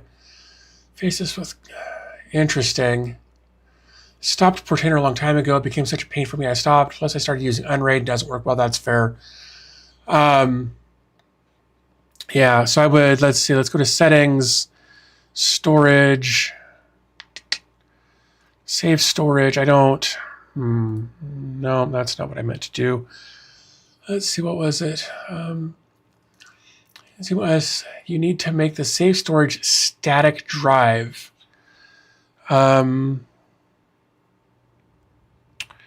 I guess I'm not sure what you mean by making it a static drive, because I don't necessarily see anything in here that lets me do that. Again, I haven't actually looked at ZimaOS in quite a while, if I'm honest. And it could be that it's not going to let me do anything until this resync is done in about 10 hours. Again, I don't know that for sure because, again, I haven't touched ZimaOS in a long time. But I don't know that we're going to sit here for another 10 hours, if I'm honest. So, I mean, I love you guys, but I don't think my voice would hold up for that long. So,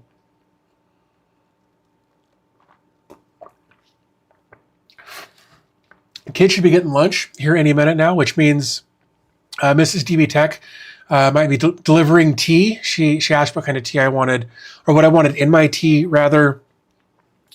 So I would assume that she'll be out here in a moment. Yeah, I'm not sure what you mean by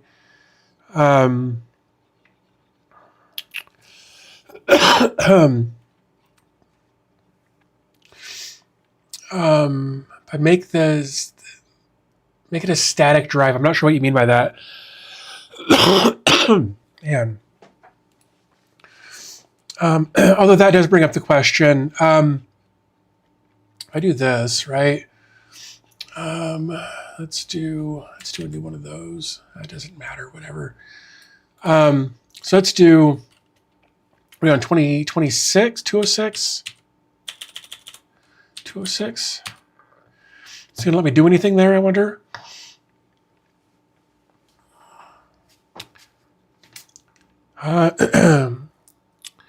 Doesn't appear to be doing anything. That doesn't mean it's not.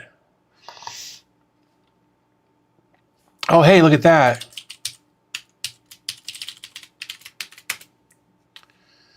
All right, so it's got all of this. Can I create a new folder here? All right, that's cool. So it worked. It just took it a minute to negotiate.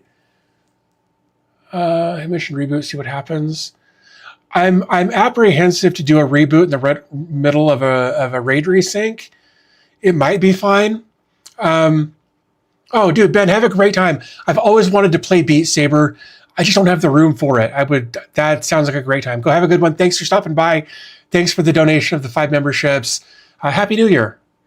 So anyway, come on over. Yeah, I'd love to.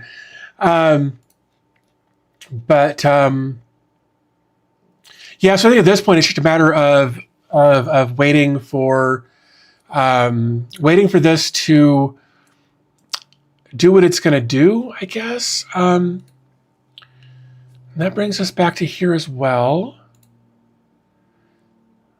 Compare plans. Everything in free, unlimited disks, unlimited users. Yeah, see, I wouldn't really need more than that. I mean, $29 for a lifetime is not bad. I mean, of course, lifetime is relative, right? It's going to be for the lifetime of the support of the operating system. So that's something. Weren't they doing something that like ran it until where you could upgrade for free or something for a certain period of time, or has that time come and gone already? I don't know.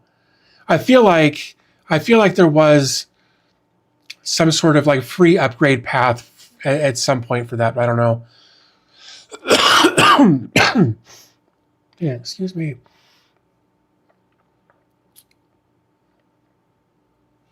Let's see.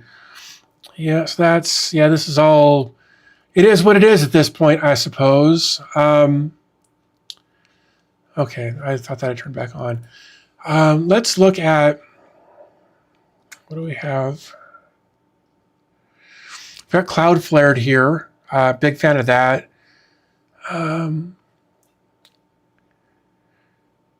Let's see. Yeah, I mean, it looks like they've come a long way from where this was when I first looked at it. Of course, it was in beta. I think the last time that I looked at ZimaOS.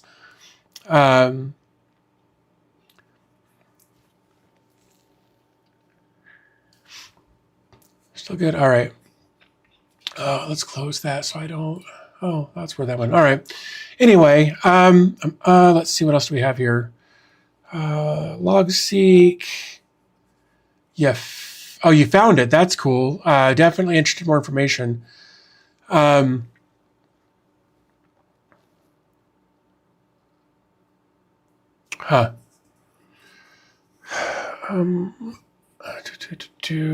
Let's see. Anything?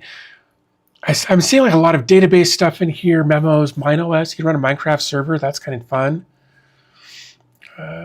Node-RED. I like that they've got certain things broken out too as two separate installs.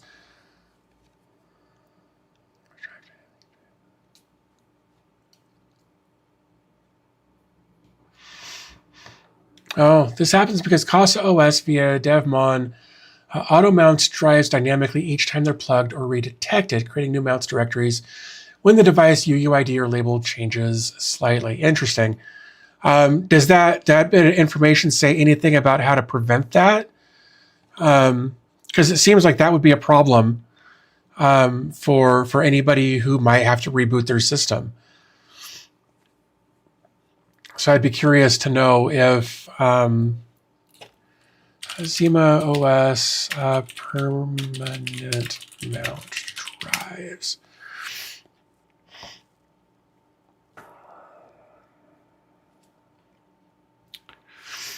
To permanently mount drives, you typically use the built-in disks utility to edit mount options for USB drives or manually edit the FS tab file.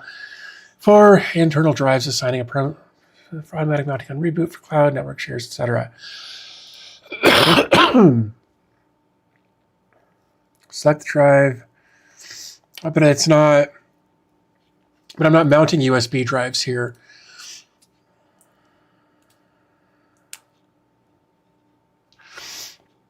And I just, screw it. We're going to reboot. We're going to see what happens. It's not like I've got anything important on this. So we're going to reboot. We're going to say reboot. Please wait about 90 seconds. So we'll give it some time. We'll see what happens. Man, I apparently used more product in my hair this morning than I realized. So yeah, we'll reboot. We'll see what happens. And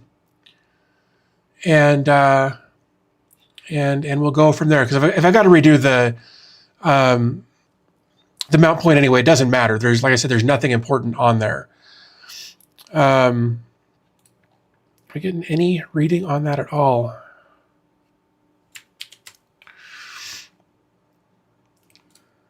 Oh, hey, there we go.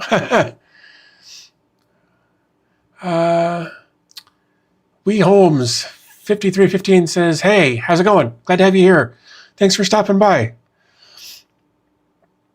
Okay, so let's see. Show more. All right. Well, you can. So let's go back to here. So if we click here, we can see that we're actually getting some power usage. It sure isn't much though. Very, very low power. I feel like there's got to be a way that I can show this studio. Oh, is that real-time data? 0.02 kilowatts. It appears to be pretty current power flow. Yeah. Oh, we were just talking about you. I'm late, I know. Oh, it's fine. Thank you so much. Yay for tea. So, I mean, it's, you know what, let's do it this way. Oops. Can I change this, I wonder? Instead of kilowatts, can I just change it to watts? Is it milliwatt hours, kilowatt hours, watt hours, megawatt hours? And do it in calories? That's interesting. Huh. I was hoping I could just look at, but this is interesting. Huh. That's whatever. But it's not using much power. I think this is the USB drive. Huh. All right, so we've got a reboot.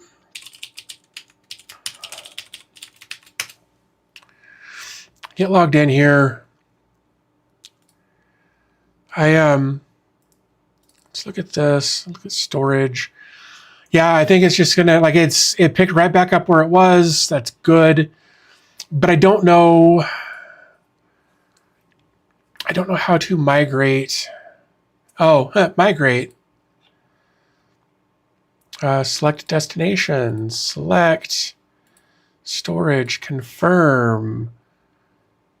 Continuing the migration may have an impact on it. Keep both. Skip. Overwrite.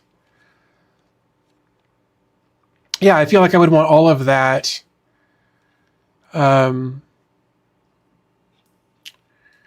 Does it give me an option? Okay, I can just migrate certain things. So, like, I could keep the app data. I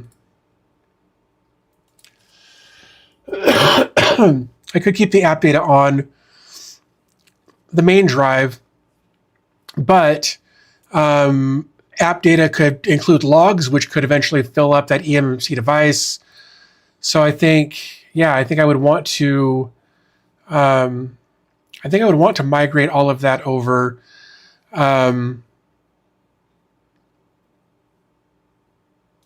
If there's a conflict, we would overwrite. We're going to select our destination again to that, and that's where that would go. But then how would that affect the potential mapping for the apps that we've already installed? I guess would be another question that I would have. Interesting.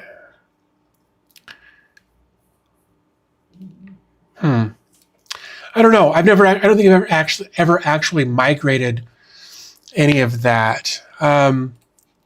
So, like, if we do this, let's say we wanted to do uptime Kuma. Just data, app data.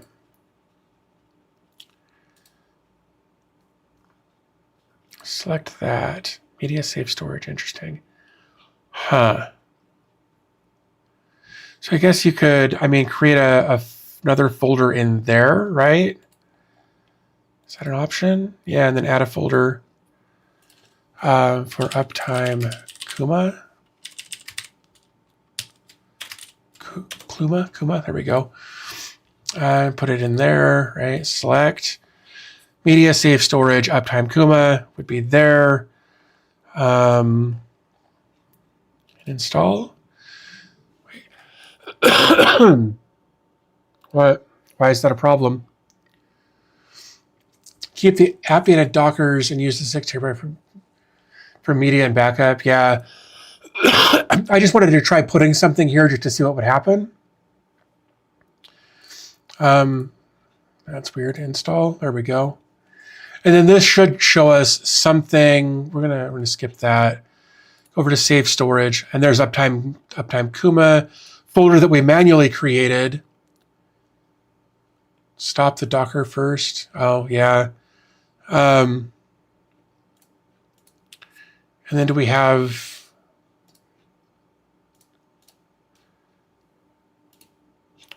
I don't see anything in there. Launch and open. Oops, that was AdGuard. Was this? Oh, I see what the problem was. They both use 3001. Uninstall. They, yeah.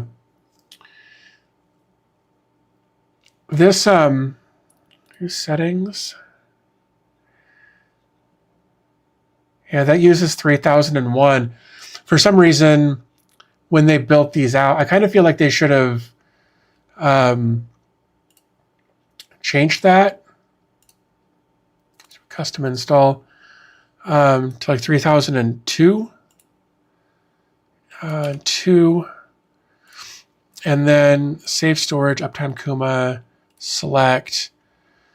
It threw an error, but it let me do it anyway. And I didn't realize that that's what the error that it was giving me. Because as I hovered over that, it didn't say, hey, this is already being used by another container.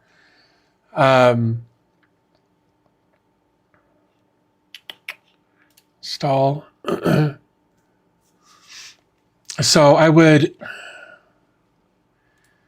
expect to see files in here once this is finished installing then, because I pointed to save storage, uptime Kuma. We should see something in here once this finishes. Maybe I've got to go through. I guess we'll let that finish there, and then we'll try to open it.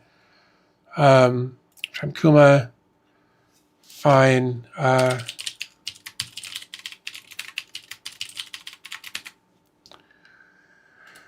We'll click that, add successfully, great, new update.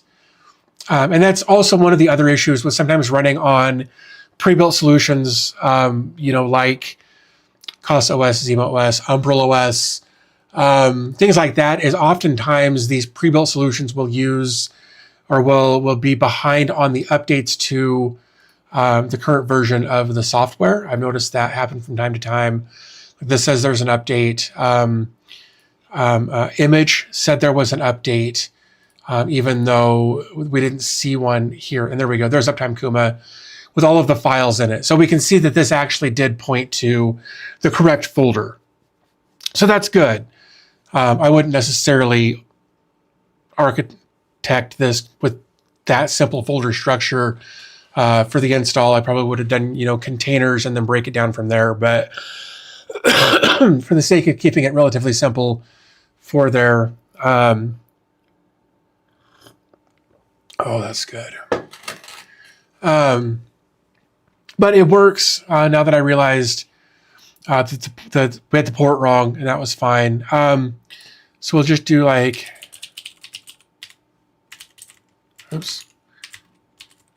.com, right? Every 60 seconds, that's all fine. And we'll click save. And there we go. We're monitoring a website just that easy. I don't know that I necessarily agree with that. So anyway, it's easy enough to do that. And of course, we could come up to the dashboard, see what's going on there.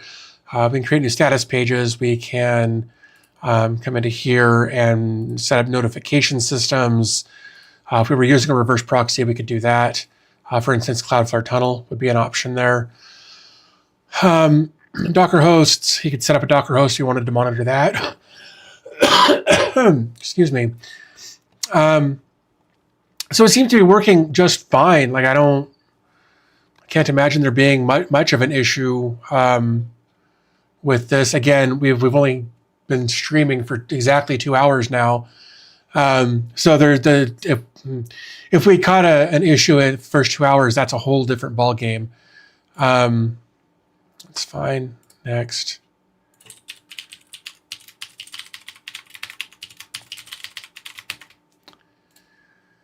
Next. Open dashboard. Oof. Whoa. Oh, son of a bitch. Settings. No, that should have. What the hell? That was weird.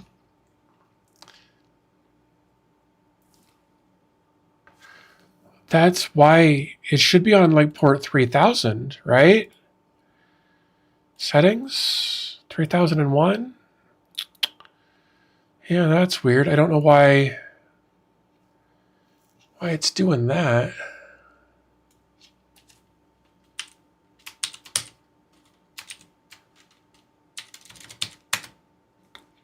Huh. Yeah, it sure didn't like that. That's weird. I wonder if there's just a DNS conflict in here somewhere. Oh, let's see what else we got. Backup. So you can set up backups there. I actually really like that. You can select a source, cloud, LAN, USB, Zima. I would probably go LAN and connect. And then I could select that. And then would have access to any of those folders to back up to as necessary, which I think is great. Or you could use Zima storage if you wanted to do that. But that would be creating a backup on the device that you're using, which isn't a great practice. Interesting. Okay, yeah, no. Close. I wonder then with storage, oh, hey, there's an update here too. All right, let's do that.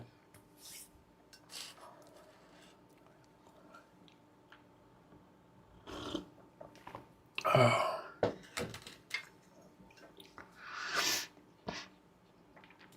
Overall, I think they're doing a pretty good job with this. I think for somebody who doesn't want to get into the weeds as far as installing an operating system or learning how to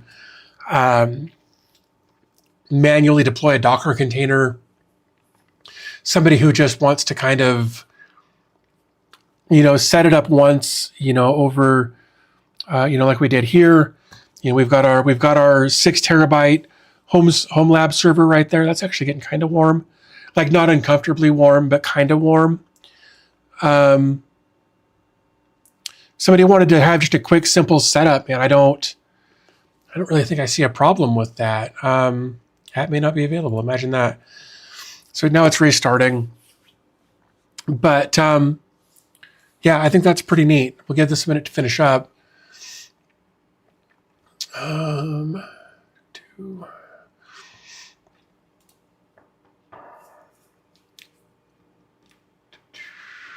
Energy.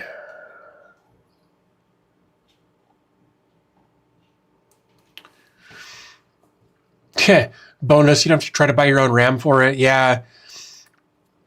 On the flip side of that, though, if you ever wanted more than whatever you bought, so if you bought the 8 gig and realized later you wish you had 16 gig, now you got to buy a different device. So I don't know. Again, I think it's definitely a niche product for certain people. Again, I've been a big fan of their stuff for a long time. It did come with the fan that it kind of let's go top down. So if we kind of turn this on its side, it mounts here, and then this cable goes in. There's a little slot right there. You got to take the bottom of this off, and then this plugs into the board and then kind of has that little opening for the fan cable. So I think they did a good job with that. I'm not sure how effective that little fan is going to be. I genuinely don't know. Because it's, I guess the air is going to come out this way, so it will blow across.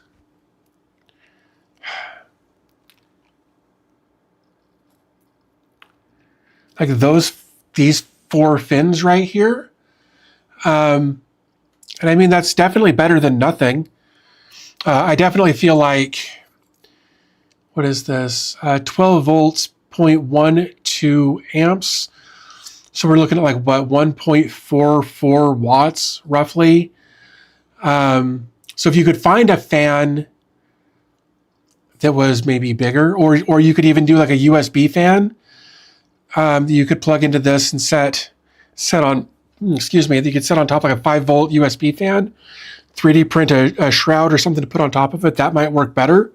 And I say that with no experience with this fan. I don't know what it's going to do. But I feel like with it being that small, again, it's only going to cover about 4 fins on that. So I don't know how effective that's going to be. So I don't know.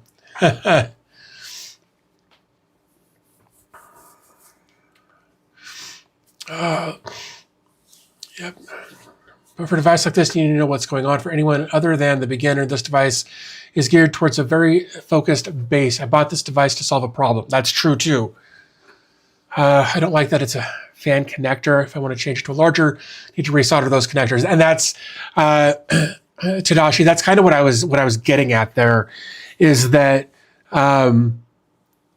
if you wanted to use that particular plug, that little guy there, I'm going to come back over to here, that little plug there, you're right, you would. You'd also want to make sure that you matched the voltage and amperage as to not overload the circuit on that, which is why I would probably go with a 5-volt USB fan. I actually had some, let's see if I can find them, 5-volt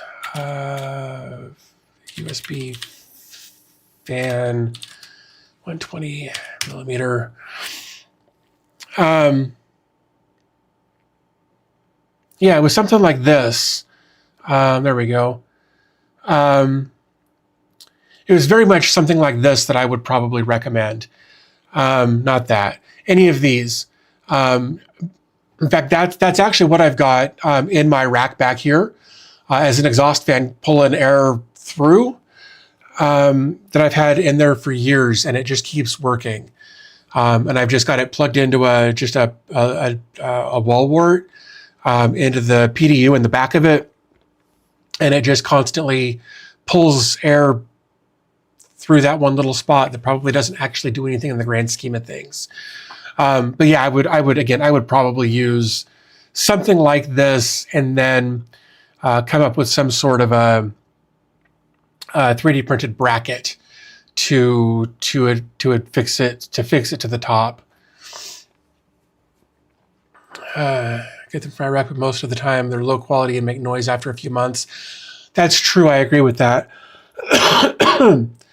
I can honestly say I can't. I don't. Let me see. Yeah, it's running, and like, I don't know if what I'm hearing right now is that or these. It's all very quiet, even as I'm standing right here. I don't even know if you can hear that.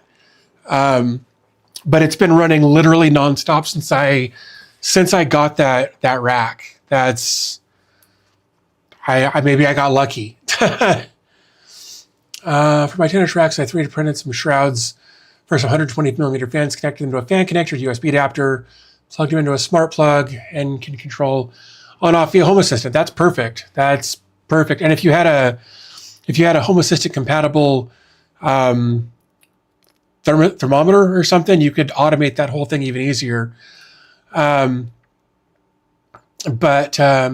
yeah, I would, if I was ever concerned that doing that, or that I would need to put a fan on the ZimaBoard there, I would find a small 5-volt USB fan and just go that route, because that little guy is probably just not going to do it for me. You could probably do something like maybe a 60. Do they do a 60 millimeter 5-volt? Yeah, here you go. Something like that. And of course, you're going to read reviews on that, right? You're going to see what people like, what people don't. But some 60 millimeter fans, a 60 millimeter fan would work great on there.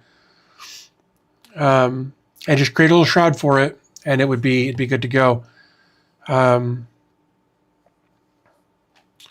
But again, like, and I don't even know where my thermal camera is, but like, it's definitely warm now. Like, I'll give it that. It's definitely warm, but it's not. I mean, obviously, I can leave my hand there. It's fine. It's actually kind of nice. But it's also doing a pretty heavy load in the background with this RAID sync. Oh, right, because it did an update.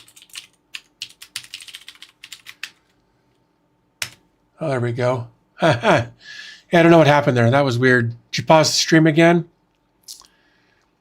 Okay, added driver support for Intel Battlemage series GPUs.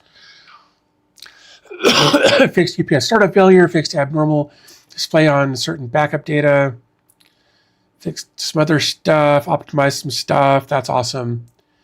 I played Peekaboo. Sounds like something I would do.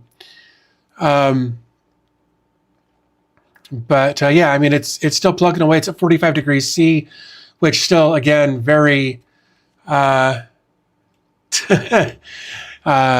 mean, it's still running silently. It's 45 degrees isn't bad for a chip like this. Let's see. Have any other updates? I don't think we do. Yeah, it's got the Intel Core N150, 4 cores, 4 threads. 4 RAM. I don't know what 4 RAM is there. 16 gigs total, 64 megahertz LPDDR5 with the Alder Lake and Intel graphics there. What else? What else? I don't think. Power loss protection. Interesting. Yeah, it's 4 RAM, right? Yeah, I don't know what that is. Yeah, high velocity air mover blower fan. Yeah, I've got a leaf blower in there that I could take apart and plug in. I'm sure that the whole neighborhood wouldn't hate that. Did it say, I think it said DDR4, sorry, LPDDR5. So,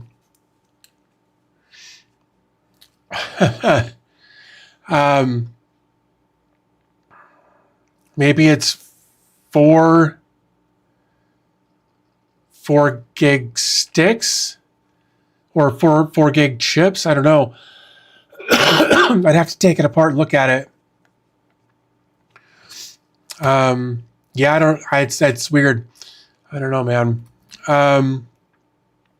Change the wallpaper, light, dark, or upload your own. Yeah, man, it's widgets. We have in here. That's all fine. Wait, storage.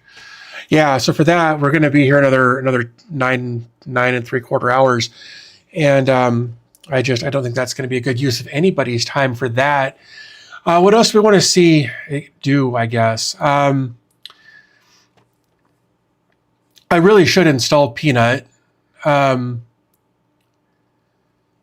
stay that long. I've got a 3 p.m. haircut appointment. Oh, you got just under an hour then. I need to get mine done. It's been 6 weeks or something. And I really need to get better about getting in like once a month, every 3 to 4 weeks.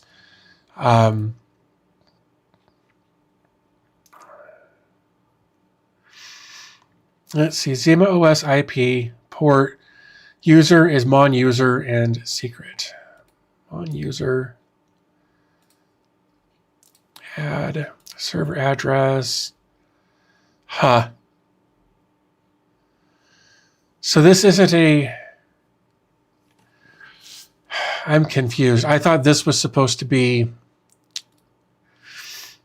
I don't know. Look at this guy going outside, right? Yeah.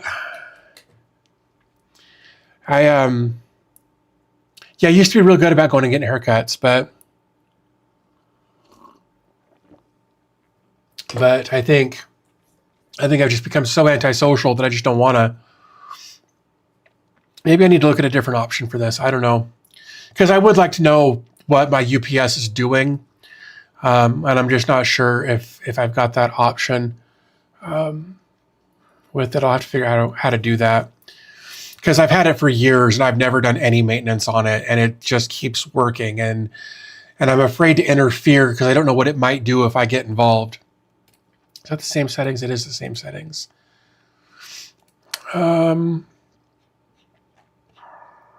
App Store. Is there anything else good in here? Home Assistant, I've already got up and running. I started looking at the Homey Pro recently, and it's been interesting. I guess is really all I can say about that, is that it's been interesting in the way it works. Isn't kind of what I was hoping for, I think. I've sent a couple of fairly lengthy emails back to Homey, back to their team, just to see if I'm missing something. One of the, do I have Discord open? I don't. There's a known issue with Homey Pro temperature issue. It didn't open. Yeah, so there's a current issue with the Homey Pro where it's reporting these outlandish numbers of it's 462 degrees outside. Other people, yeah, this has been merged. This is the other one. This user had 828 degrees outside and overcast. This guy's 104,000 degrees. So apparently it's a known issue that they're working on. I had a very similar issue as this. That was part of my first email, and then I found this. But just adding stuff to it was weird, based on my experience with Home Assistant, and I understand they're different products. But just weird. I'm waiting to hear back. We'll see what happens. But we're kind of working on that, but also looking at the Maris MS605. It's this one. One of these was sent to me recently, and it's turned into a big cluster. It handles matter over thread, but when I try to, I can add it to the app on my phone, and that's fine. But if I try to add it to, I tried to add it to the Homey because I wanted to see what it would look like there, because Homey supports matter over thread. And I was like, well, that's cool. Let's just plug it into that and make it work. Apparently there's an issue with that too. And I was like, well, fine. Then I'll see about adding it to Home Assistant. And anytime I open Home Assistant and I scan the QR code thing on the side like you're supposed to, it starts gathering information. And despite me starting in Home Assistant, it tries to redirect me to the Homey Pro device. And that's super frustrating. I've reached out to Maris to see what they think might be going on. But of course, I did that over the last few days. And with it being the new year and whatnot, I expect hopefully in the next week or so, I'll hear back on that. But yeah, it is what it is, as they say. I think it's kind of cool because in theory it should hook up faster. Mohammed, thank you so much for hanging out. I do appreciate it. But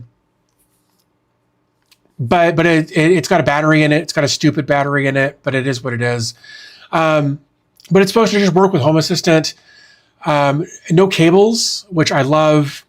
And I don't know if maybe I need a special adapter for Home Assistant to recognize matter over thread, or what the deal is. I don't know. I've never used thread or matter prior to getting this device. So maybe this is a learning curve issue for me. But it wouldn't connect to a device that said that it had matter over thread or thread over matter or whatever.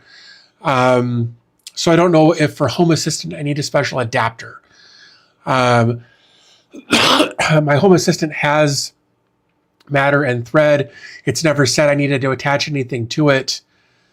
I don't know. Sometimes I'm very, very ignorant of things and need my hand held a little bit.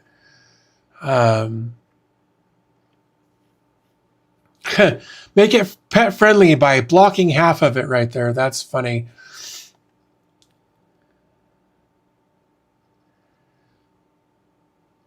Huh. But we all do sometimes. That's true. But anyway, it's stuff I'm working on in the background. I'm also still, of course, trying to find, self-hosted services and that sort of thing that I find interesting to share with you guys. But it's been kind of a mixed bag of looking for things to talk about. It's why I started focusing a little bit more on the Home Assistant stuff, because I can usually find something to talk about there. There is something that I want to do, and that's I want to repurpose some of my LEDs, or maybe get some new LEDs, because I've got several ESP32 devices laying around that I'd like to repurpose with WLED so that I can get away from the TAPO ecosphere and self-host all of that as well. I think TAPO is like the last thing that I really need to focus on, because I've got technically I think I've got 3 different LED strips that are all TAPO. The one in the backyard just needs to go. The squirrels have chewed the crap out of that. But like on my front porch, I've got a TAPO setup, and in my bedroom, I've got a TAPO setup. And I would like to convert those over to BWLED, because that can also be configured with Home Assistant, which would bring everything truly offline.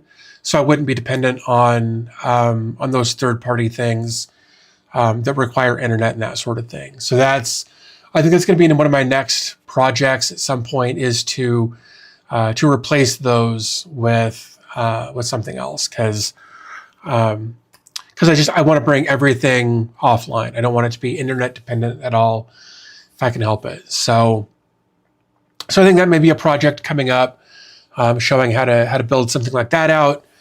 Go from there and see what happens. But yeah, that's kind of where I am. And if you guys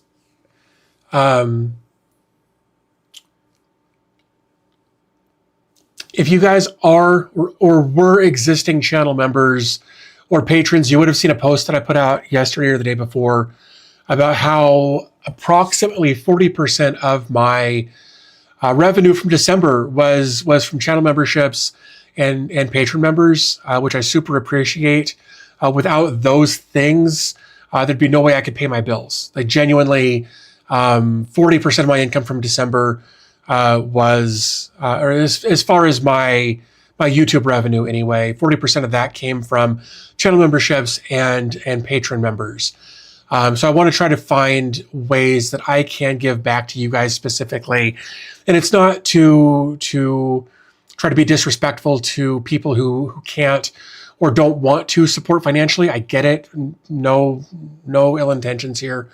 But I want to find a way to kind of give back to you guys a little bit. And I tried to put out a post to let you guys know that. Fun project might be to replace ZimaOS with Proxmox to open up more use cases for the device. Well, I actually made that video once. I'm not saying no, obviously. I mean, I could probably do something like that. I really need to find I've got a couple of GPUs that I think would be good for that if I can find them. I know, oh, there they are, right there. Neat. What's that? That's USB. That's that. I would definitely need to come up with a mounting solution, a 3D printed solution or something. Because because like I've got a Quadro card that would be a beast for a Plex server. In fact, I've used it in the past as my transcoder.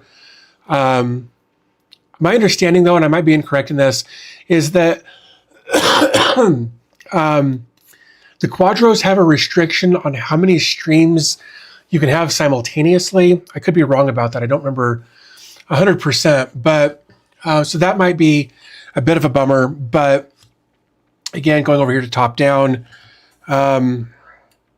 yeah, I would definitely need to figure out a way to mount that.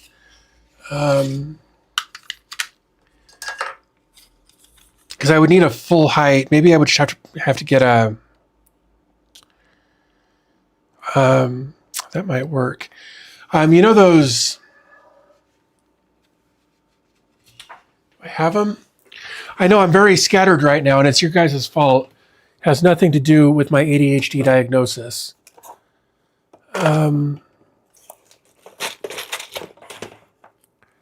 Looking for. No. You know those brass standoffs that you get when you build certain things? Oh, hey, there's that phone that I was looking for the other day. Damn it. I always find things that way. But I think if I were to get a long brass travel media server, right? I think if I got some of those long brass standoffs that I could put there, it would help stabilize that. And then, of course, I would need to find some way to fix that down. But just so you guys can see that you can absolutely plug that card into this without any issue there. So maybe I'll do that. That would give me some practice. That would give me some practice with GPU pass-through, because I definitely need more practice with GPU. That was what? Yeah, that didn't need to be restricted. Because I definitely need more practice with GPU pass-through is what I'm trying to say there. That's genuinely what I liked about the Intel Sparkle card, is that it just worked. I had to install a couple of drivers for it. Sparkle GPU. Is there not a power limit? There is. I don't know what the, I think it's 60 watts is what the power supply is. I'd have to find that out for sure.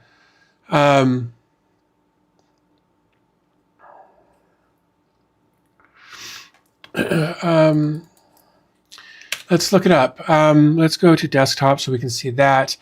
And if we look at ZimaBoard 2 max power PCIe.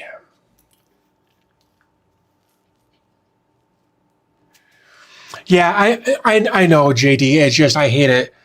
Okay, the ZimaBoard 2's PCIe by 4 slot allows SSDs, NICs, or even GPUs, but its own power delivery is limited to 36 watts total power, requiring external power for power-hungry cards.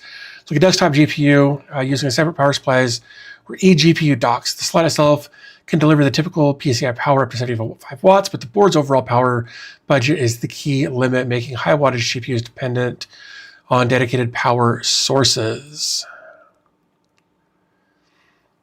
So there you go. So a max of 36 watts total board power. So I don't know. I don't know. I had let's go back to that Sparkle GPU power consumption. Yeah. Nope. The A310 draws about 50 watts. So So yeah, that might cause a power bottleneck going that route. And then of course with that, you would also, if you were going to go with Plex anyway, you would need the Plex pass in order to do the transcoding. So I don't know. I don't know how I would handle that.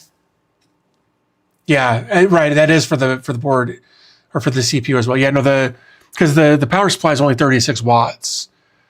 But like I'm using that Sparkle, that A310 Sparkle, as my transcoder with Plex right now, and I've never had an issue with it. Yeah, you could use the iGPU, but again, it's oops. Oh, go away. It's got the Alder Lake in there. So, I mean, you could probably pass that through on there. So, I mean, yeah, you could probably go that route. I don't know.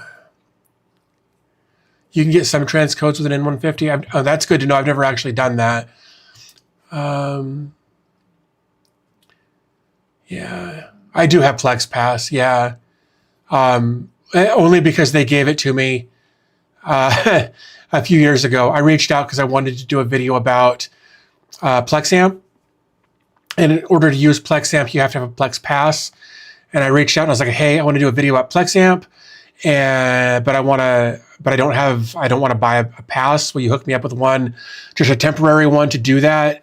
And they did, and I realized later that it was they just comped me a lifetime. So Austin says, "Hey DB, how's it going? Glad to have you here, man. Just put an Intel Arc in my server." Yeah, like when I built the ZimaBoard system, that's what I put in, and it was great. It's been great since I got it set. It was so much easier to set up. Again, had to install drivers and that sort of thing. But I do that. All right.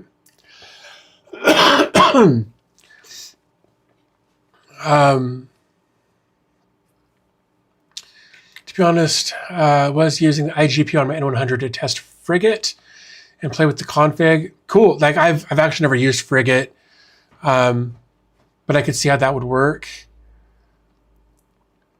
Use Kodi on all devices, so no need for transcoding. Huh. I think I used Kodi once. It feels like a million years ago, and I just didn't get it at the time. I guess this was way before I was doing self-hosting and that sort of thing. So I think it was just an app on my computer that I had designated as my media center PC, but it just had Windows on it.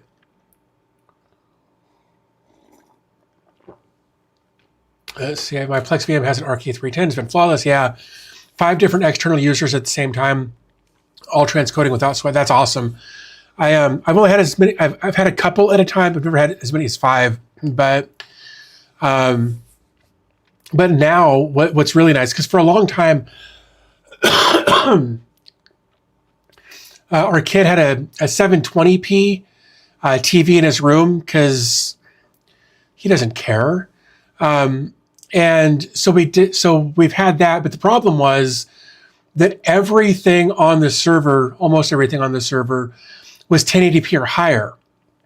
So literally everything that went to his TV was transcoding. Even playing locally, it had to transcode down to 720p. And then a few months ago, that TV started taking a crap on us, just being slow and non-responsive. It's actually back there. So the wife and I wanted to get a bigger TV for our bedroom because that's where we watch the majority of our stuff anyway. We hang out, kind of our time together is watching different TV shows and movies and that sort of thing. And we like to hang out in bed because we've got a very comfortable bed. And so we wanted to upgrade our TV from the 43-inch that we had in there. We wanted something bigger. We got a 65-inch. So he got our 43-inch 4K TV. So now no transcoding happens in the house. It's brilliant. But we've got a couple of people externally that sometimes will watch something, and because our internet's so fast or something, it doesn't have to transcode.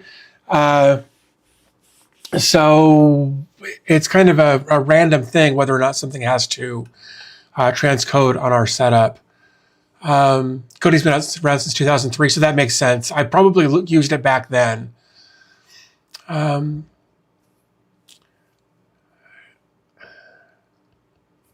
Really need to bring that back, the IPTV for my local media. Need to create some background noise channels, right?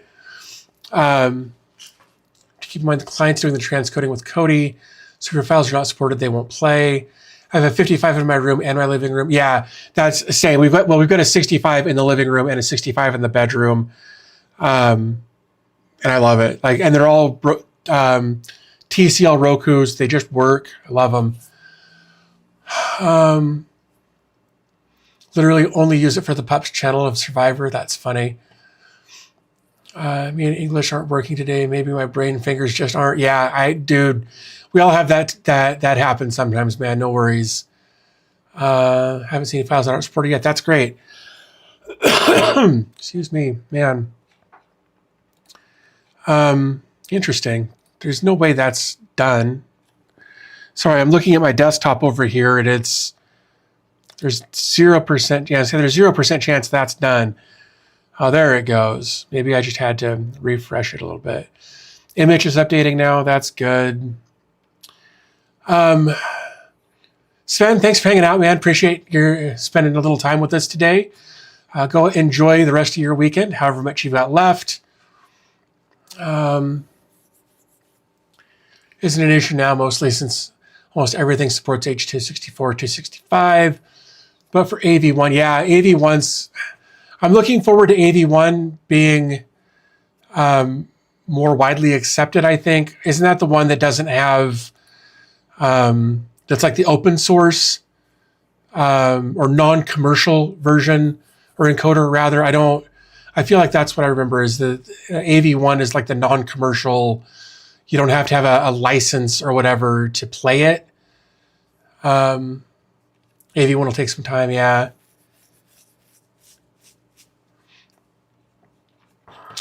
Man, I don't know. It's interesting. It just keeps like stair stepping. It's not a constant thing there. It is the most power hungry thing that I currently have running. I'll give it that. By using 0.017. Oh, there we go. Since this has only been running for a couple of hours, it's catching up pretty quick. Ran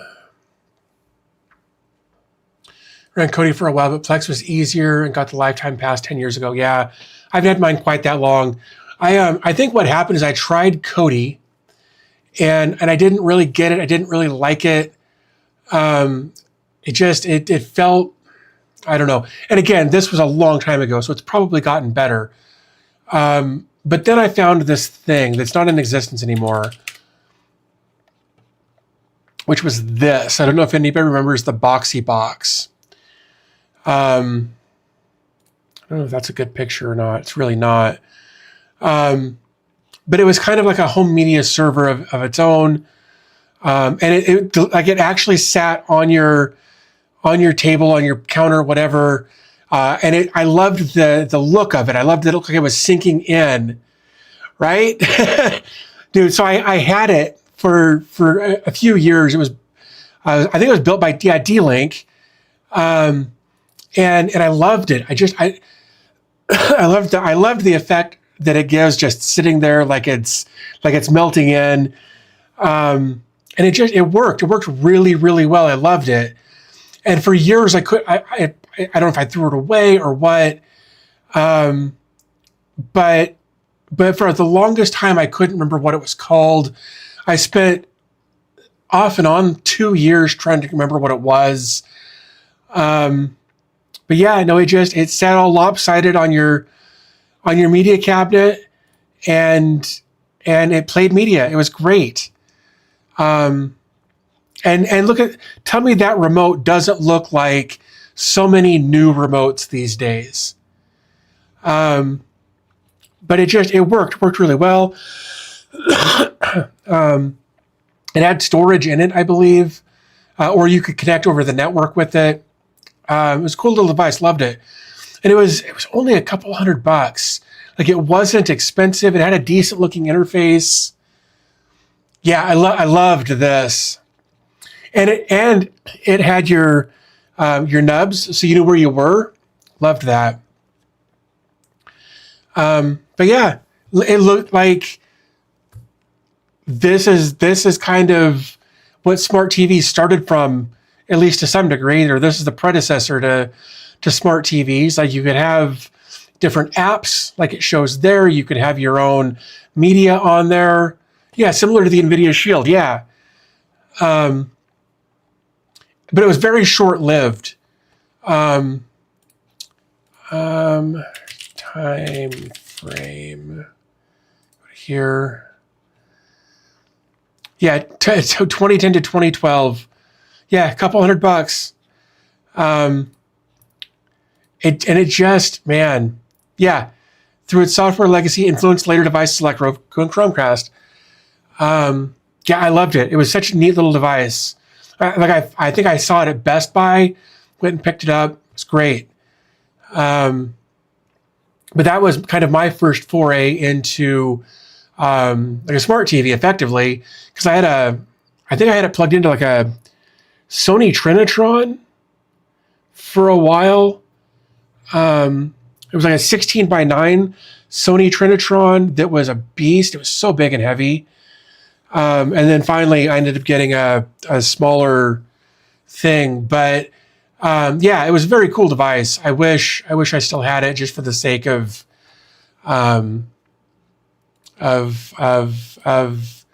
remembering it or whatever.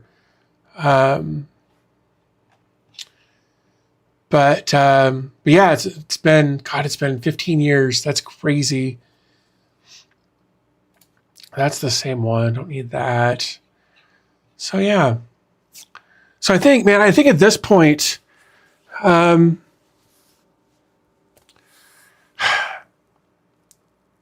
think at this point, this thing needs to just needs to do what it's going to do with that RAID array. I always wanted to get an NVIDIA Shield to see what all the hype is about. Everybody says it plus everything. Could also be a server, but it's $200 new. Yeah. I've always wondered about them. I've known other people that had them and loved them, but all my TVs are smart TVs. I've got my Plex server back there. I don't see why I would add something to it. I know it's not self-hosted, but Apple TV to this day is my favorite media player in terms of compatibility with files. That's cool. We don't have anything Apple TV. NVIDIA Shield's still the best media player. That's funny. Yeah, I've got my Plex server with that Sparkle A310 doing transcoding for me. All my TVs are fast enough that I don't really worry about it, at least for now. And when I click play, it plays, and I've been real happy with that. So I don't know what else I could ask for, you know. I've been real happy with all of it. Doing anything different over here? Cool. That all seems to be working. Average response time, 204 milliseconds, not too bad. Here you can see all of its pings for every once in a while. They're 10 minutes apart. So that's all working. Oh man, well guys, we've been at this for 2 hours and 45 minutes, which is, I'm genuinely shocked that I was able to keep things going, but I can feel my chest starting to get a little wheezy and a little crackly, and that's no good. So I guess this is just going to sit here and do what it's going to do. And And yeah, I think I'm gonna start wrapping this up. Again, I want to thank everybody for being so supportive over the last few years, really. You guys have helped me keep this going and helped me build a community, and I really appreciate you for that. You know, whether you're watching the content or you're a channel member or a patron or some combination of all of that, thank you for helping me keep this going, helping me continue to pay my bills. You guys have really meant a lot to me. So I'm going to try to do the best I can to keep this going. I'm going to find some stuff to talk about for upcoming videos. Hopefully you guys will watch them. And if you want to join the Discord, there should be links for that in the video description. If you want to become a channel member, have at. There's a button below this video. If you want to become a patron, there's a link for that down below as well. Of course, none of that's obligatory, but only if you want to. Or like Nightbot just said, you can support via Coffee or PayPal. But you guys are awesome, and I really appreciate you. So I hope you guys have a great rest of your weekend. I'm going to, again, try to find some content to talk about this week, and we'll just kind of take it from there. So again, have a great weekend. Thank you guys again so much for everything. I'll talk to you soon.